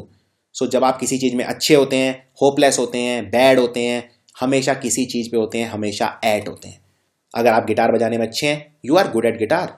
अगर आप बैड हैं, you are bad at guitar. आप होपलेस हैं, you are hopeless at guitar. अगला सवाल, he was very good with my brother Ankit when he had visited us during the holidays, वो मेरे भाई अंकित से उसने बहुत अच्छा बर्ताव किया जब वो छुट्टियों में हमसे मिलने आया था। देखिए, जब भी आप किसी पर्सन से बहुत अच्छे होते हैं, you are always good to a person, not with a person. तो यहां पे विद गलत है, यहां पे आप लिखेंगे वो पर्सन मेरे भाई से बहुत अच्छा था, he was very good to my brother Ankit, ना कि विद माई ब्रदर अंकित। मान लीजिए आप किसी पर्सन को बोलते हैं कि प्लीज मुझसे अच्छा बर्ताव कीजिए, सो आप बोलेंगे please be good to me. आप ये नहीं बोलेंगे please be good with me, आप बोलेंगे please be nice to me, please be good to me. तो गुड, नाइस इन सब के साथ लगता है टू, ना कि विद। अगला सवाल, अगर आप अपने काम में बिजी हो तो मैं आपको बाद में कॉल कर लेता हूं। If you are busy in your work then I can call you later. क्या गलती है इसमें? जब भी आप काम में बिजी होते हैं तो आप हमेशा बोलते हैं busy with the work, not busy in the work. So आप बोलेंगे if you are busy with your work then I can call you later. You are always busy with something. इसी तरह से मेरी घड़ी में 2:30 बजे हैं। It is 2:30 in my watch. Watch मतलब घड़ी। वॉच और क्लॉक में यह फर्क होता है, वॉच होती है कलाई पे पहनने वाली घड़ी और क्लॉक होती है दीवार घड़ी, वॉच होती है कलाई पे पहनने वाली घड़ी। अब आप इसमें बोल रहे हैं कलाई की घड़ी में 2:30 बजे हैं। याद रखिए, जब भी आप बोलते हैं घड़ी में टाइम हुआ है, हमेशा आप यूज करते हैं बाय माई वॉच, ना कि इन माई वॉच। सो इसको आप बोलेंगे it is 2:30 bye my watch. अगला सवाल, अर्थ का जो वातावरण है उसमें 3 लेयर होते हैं। तो आप जानते हैं ट्रोपोस्फियर, स्ट्रेटोस्फियर, ये सब लेयर होते हैं। So earth's atmosphere comprises of 3 layers. Comprises के साथ कभी भी ऑफ नहीं लगता है, तो इसमें गलती क्या है? ऑफ लगा दिया है। इसको ठीक करने का एक तरीका और है, कंप्राइजेज को चेंज कर दीजिए कंसिस्ट में, कंसिस्ट के साथ ऑफ लगता है। उसने 4 दिन की छुट्टी ले ली, ही टुक लीव ऑफ 4 days। इसमें गलती यह है, जब भी आप कितने दिन की छुट्टी लेते हैं तो ऑफ नहीं लेते, हमेशा फॉर लेते हैं। कोई भी काम करने का जो रीजन होता है वो उसमें फॉर यूज होता है। So he took leave for 4 days। Next, children should always listen the advice of their elder and well wisher. बच्चों को हमेशा अपने बड़ों की एडवाइस सुननी चाहिए। सो लिसन एक ऐसा शब्द है जिसके साथ हमेशा लगता है टू, ये हम देख चुके हैं। तो इसका आंसर होगा children should always listen to the advice of their elders. अगला, nobody denies that my ideas are different than yours. कोई भी मना नहीं कर रहा कि मेरे आइडिया और आपके आइडिया डिफरेंट हैं। तो डिफरेंट के साथ कभी भी देन नहीं लगता, डिफरेंट के साथ लगता है फ्रॉम। सो आंसर है nobody denies that my ideas are different from yours. कुछ और अभ्यास करते हैं। It was I who was responsible of making all the arrangements for the wedding. यह मैं था जिसके ऊपर शादी के सारे अरेंजमेंट करने का जिम्मेवारी था। देखिए, जब भी आपके ऊपर रेस्पॉन्सिबिलिटी होती है किसी चीज की, you are responsible for something, not of something. So यहां ऑफ को चेंज कर दीजिए फॉर में। इसी तरह से रवि ने अपने फ्रेंड को कहा कि गाड़ी खरीद लेनी चाहिए। So Ravi told to his friend to buy a car. Told के साथ कभी भी टू नहीं आता। सो आंसर है Ravi told his friend to buy a car. Next, one must always pay with his debit card and not credit card. Pay के साथ हमेशा आता है बाय। जब आप किसी चीज को किसी तरह से करते हैं तो उसके लिए बाय यूज करते हैं। So one must always pay by his debit card and not credit card. Our teacher emphasized on the use of correct grammar. हमारे टीचर ने हमें कहा, जोर दिया कि हमेशा सही ग्रामर यूज करनी चाहिए। सो इसमें आप क्या क्या गलती निकाल सकते हैं? जब भी आप किसी चीज पर जोर देते हैं तो एम्फसाइज एक ऐसी वर्ब है जिसके साथ प्रेपोजिशन लगता ही नहीं है। सो इसका आंसर होगा our teacher emphasized the use of correct grammar. On की जरूरत नहीं है। ओपनिंग सेरेमनी के समय, on the time of the opening ceremony of the theatre a large crowd had assembled. जब थिएटर की ओपनिंग सेरेमनी हुई तो एक बहुत बड़ी क्राउड इकट्ठा हो गई थी। इसमें जब आप भी बोलते हैं कि किसी समय के वक्त, तो हमेशा बोलते हैं एट द टाइम, ना कि ऑन द टाइम। मान लीजिए आप बोलते हैं कि जब मेरा जन्म हुआ उस वक्त मेरा वजन 1 किलो था, तो आप बोलेंगे at the time of my birth, ना कि on the time of my birth. अगला सवाल, the decline of his moral values has caused a lot of pain to his parents. उसके जो संस्कार हैं उनमें कमी आ गई है, इस वजह से उसके माता पिता को बहुत ज्यादा दुख हो रहा है। तो डिक्लाइन के साथ कभी भी ऑफ नहीं लगता है, डिक्लाइन के साथ लगता है in. There is always a decline या rise in something. Decline in his moral values has caused a lot of pain to his parents. Without thinking for a moment he entrusted me in all the responsibilities. बिना एक moment समझे उसने मुझ पे इतना ज्यादा भरोसा दिखा दिया और मुझे सारी रेस्पॉन्सिबिलिटीज दे दी। इसको कैसे ठीक करोगे? जब भी आप किसी में ट्रस्ट दिखाते हैं तो एंड ट्रस्ट जो शब्द है इसके साथ हमेशा लगता है विद। सो इसका आंसर है without thinking for a moment he entrusted me with all the responsibilities. Sudha fell in well and nobody try to save her. Sudha कुएं में गिर गई और किसी ने भी उसे बचाने की कोशिश नहीं की। अब देखिए, सुधा कुएं में गिरी मतलब मूवमेंट हुई। मूवमेंट के लिए इन यूज नहीं करते, मूवमेंट के लिए इनटू यूज करते हैं। So Sudha fell into the well. और आखिरी, I prefer coffee than tea. मैं कॉफी पसंद करता हूं चाय की बजाय। प्रेफर के साथ देन नहीं लगता, प्रेफर के साथ टू लगता है। So I prefer coffee to tea. Suresh अपने काम में बहुत ज्यादा बिजी है। Suresh is busy in his work for his presentation. तो अगेन, बिजी आप काम में होते हैं तो बिजी इन नहीं होते, बिजी विद होते हैं। Suresh is busy with his work. While crossing the road, road cross करते वक्त एक बूढ़ा आदमी बस से कुचला गया। So while crossing the road an old man was run out by a bus. जब भी कुचलना होता है उसके लिए रन आउट नहीं होता, रन ओवर होता है। एम्फीबियंस पानी में भी जी सकते हैं और जमीन पे भी जी सकते हैं, ठीक है, उनको एम्फीबियंस बोलते हैं, जैसे मेंढक। So amphibians can live in water, बिल्कुल ठीक है, लेकिन लैंड के आगे मैंने प्रेपोजिशन नहीं लगाया तो यहां लगाऊंगा ऑन लैंड। यानी एम्फीबियंस पानी में भी जी सकते हैं और धरती पर भी जी सकते हैं। तो धरती के लिए धरती के सतह पे रहते हैं, यानी ऑन आएगा, तो यहां पे मुझे लगाना पड़ेगा ऑन। मेरी मदर को बहुत शौक है अलग अलग तरह के पकवान बनाने का। My mother is fond of cooking different types of dishes. अब देखिए, फॉन्ड ऑफ में दो एफ नहीं आते, एक ही एफ आता है, तो आंसर है fond of. Our teacher can not control on the students. हमारे टीचर स्टूडेंट्स को कंट्रोल नहीं कर सकते, तो can not control on the student नहीं, can not control the student, on की जरूरत नहीं है। कंट्रोल वर्ब के साथ ऑन नहीं आएगा। The lawyer has been waiting for the prisoner since 2 hours। Lawyer कैदी का इंतजार कर रहा है 2 घंटे से। अब मैंने काउंट कर लिया है कितने घंटे हैं, 2, तो सिंस नहीं आएगा, 4 आएगा। Mister Sharma has a great affection to his family. Mister Sharma अपने परिवार से बहुत प्यार करते हैं। अफेक्शन के साथ टू नहीं आता, अफेक्शन के साथ आता है फॉर।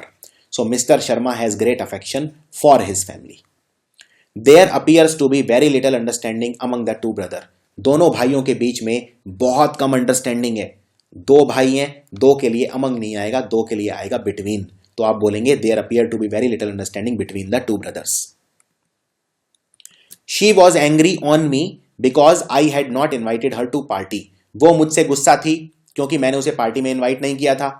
जब भी आप किसी से गुस्सा होते हैं आप एंग्री ऑन नहीं होते, एंग्री विद होते हैं। So she was angry with me, ना कि ऑन मी। ये एक बहुत कॉमन एरर है। He got a prestigious job though he was not worthy for it. उसे बहुत सम्मानित जॉब मिल गया जबकि वो उसके लायक नहीं था। तो जब भी आप वर्ड यूज करते हैं वर्दी, वर्दी मतलब लायक होना, आप किसी भी चीज के वर्दी फॉर नहीं होते, वर्दी ऑफ होते हैं। तो फॉर एग्जाम्पल अगर मैं बोलता हूं मैं आपके आशीर्वाद के लायक नहीं हूं, तो आप बोलेंगे I am not worthy of your blessings, ना कि worthy for. He described about the incident in a very interesting way. Describe, उसने एक घटना का जिक्र किया बहुत ही इंटरेस्टिंग तरीके से।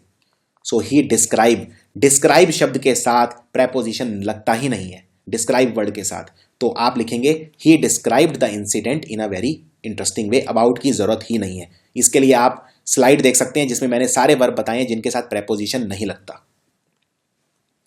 मेरे पिताजी बिजनेस करते हैं क्लोथ्स का। सो इसको बोलते हैं my father deal with clothes. याद रखिए जब भी डील यूज करते हैं तो विद यूज नहीं करते, डील के साथ हमेशा इन यूज करते हैं। आप बोलेंगे my father deals in clothes. Despite of working very hard he still failed. इतनी मेहनत करने के बाद भी वो फेल हो गया।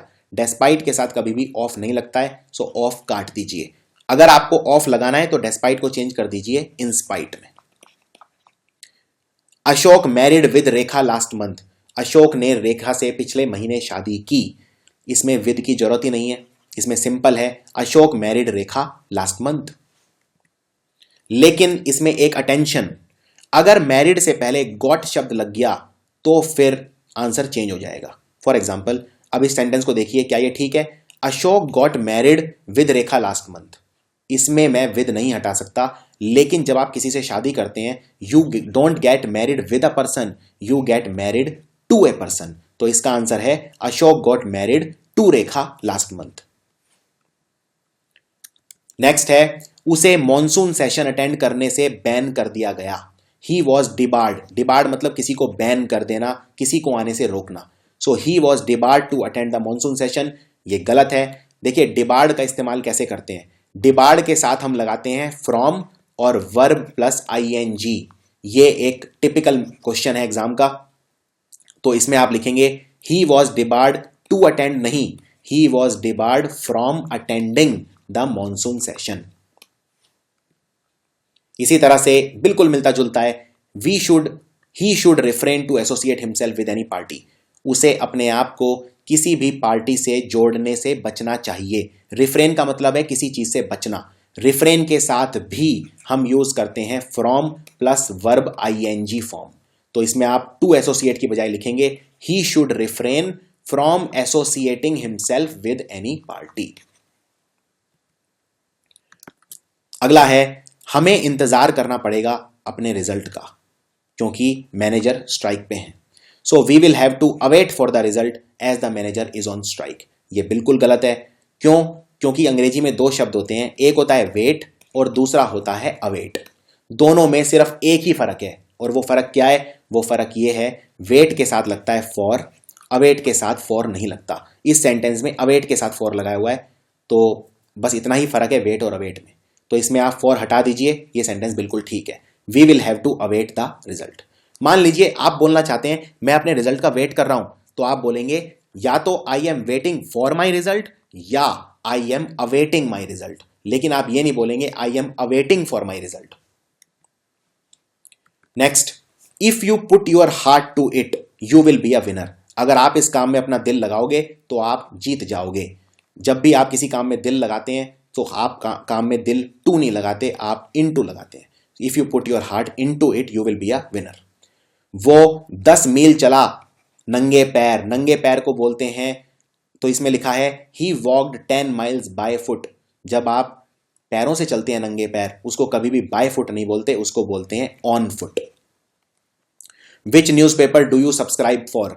आपने कौन से न्यूज़पेपर बंधवाया हुआ है घर में? कौन सा न्यूज़पेपर आपके यहां आता है? जब भी आप किसी चीज को सब्सक्राइब करते हैं तो सब्सक्राइब फॉर नहीं करते, सब्सक्राइब टू करते हैं। नेक्स्ट, मैं आपको कॉन्ग्रेचुलेट करना चाहता हूं यूपीएससी एग्जाम में आपकी सक्सेस के ऊपर। सो कॉन्ग्रेचुलेट जब भी हम करते हैं किसी चीज में, कॉन्ग्रेचुलेट के साथ हमेशा शब्द आता है ऑन। सो इसमें लिखेंगे it is my pleasure to congratulate you on your success, ना कि फॉर योर सक्सेस।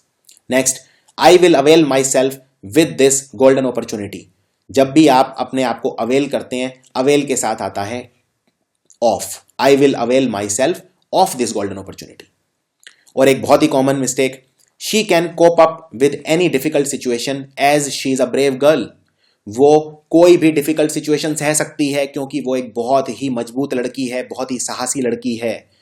सहने के लिए शब्द होता है कोप, कोप अप नहीं होता, कोप के साथ कभी भी अप नहीं लगेगा, तो इसमें यह गलती है।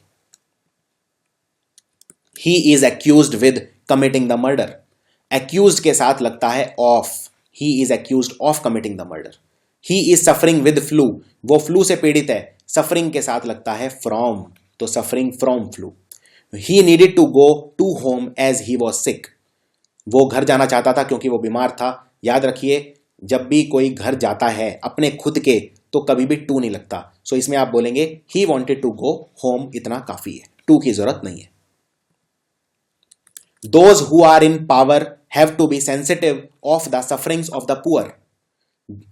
यानी कि वो लोग जो ऊंचे राजपद पर बैठे हैं, सिंहासन पर बैठे हैं, सत्ता के गलियारों में बैठे हैं, उनको गरीब लोगों का दुख समझना चाहिए, उन्हें सेंसिटिव होना चाहिए। तो आप किसी चीज में सेंसिटिव ऑफ नहीं होते, सेंसिटिव टू होते हैं। सो इसका आंसर है those who are in power have to be sensitive to the sufferings of the poor. हमने सोचा था ट्रेन लेट हो जाएगी, लेकिन वो बिल्कुल टाइम पे आ गई। So we thought that the train would be late but it arrived exactly in time. याद रखिए जब भी कोई चीज टाइम पे आती है तो इन टाइम नहीं आती, ऑन टाइम आती है। एयर हॉस्टेस ने कहा कि जल्दी से प्लेन में चढ़ जाओ वरना प्लेन उड़ जाएगा। So the air hostess told him to get in the plane or else it would take off. याद रखिए, जब भी आप प्लेन के अंदर चढ़ते हैं तो आप इन द प्लेन नहीं चढ़ते, आप ऑन द प्लेन चढ़ते हैं। और ये क्यों? गाड़ियां दो तरह की होती हैं। एक वो गाड़ी जिसमें आप डायरेक्टली जाकर सीट पर नहीं बैठते, पहले आप थोड़ा सा चलते हैं फिर जाके सीट पे बैठते हैं, उनमें आप यूज करते हैं ऑन। जैसे प्लेन हो गया या बस हो गया, इनमें आप ऑन यूज करेंगे। लेकिन क्योंकि बस के अंदर भी आप डायरेक्टली जाके सीट पे नहीं बैठते, पहले थोड़ा सा चलते हैं चढ़ के और फिर अपनी सीट पे बैठते हैं। इसी तरह प्लेन में भी आप थोड़ा सा पहले पैदल चलते हैं फिर जाके अपनी सीट पे बैठते हैं, उनमें हम यूज करते हैं ऑन। लेकिन उन गाड़ियों में जिनमें हम सीधा दरवाजा खोलते हैं और जाके सीट पे बैठ जाते हैं, जैसे कोई भी नॉर्मल गाड़ी होती है, उसमें हम यूज करते हैं इन। सो अगर मान लीजिए आप गाड़ी के दरवाजे पे खड़े हैं और आप अपने दोस्त को बोल रहे हैं कि गाड़ी में जल्दी बैठ जाओ, तो आप बोलेंगे gate in the car.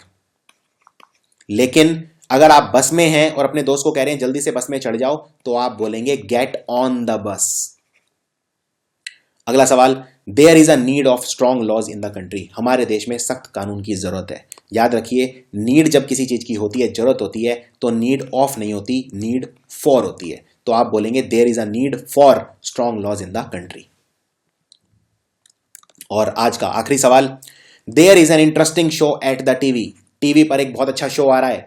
TV पर जब कोई शो आता है तो एट द टीवी नहीं आता, ऑन द टीवी आता है। So there is an interesting show on the TV. So ये था कंप्लीट चैप्टर प्रेपोजिशंस का। बहुत ही डीप, बहुत ही एडवांस तरीके से ये चैप्टर कवर किया गया है। कोई भी ऐसा क्वेश्चन नहीं है। इस प्रेपोजिशंस के इस वीडियो को तैयार करने के लिए लगभग 5 महीने का समय मैंने दिया है। जितने भी एग्जाम्स हैं, जितनी भी किताबें हैं, जितने भी पुराने क्वेश्चंस हैं, सब कवर किए हैं। और इसको करने के बाद आप प्रेपोजिशंस में एकदम कॉन्फिडेंट फील करेंगे, प्रोवाइडेड आप इसमें सही अभ्यास करें, सही मेहनत करें और सही टाइम दें। Thank you.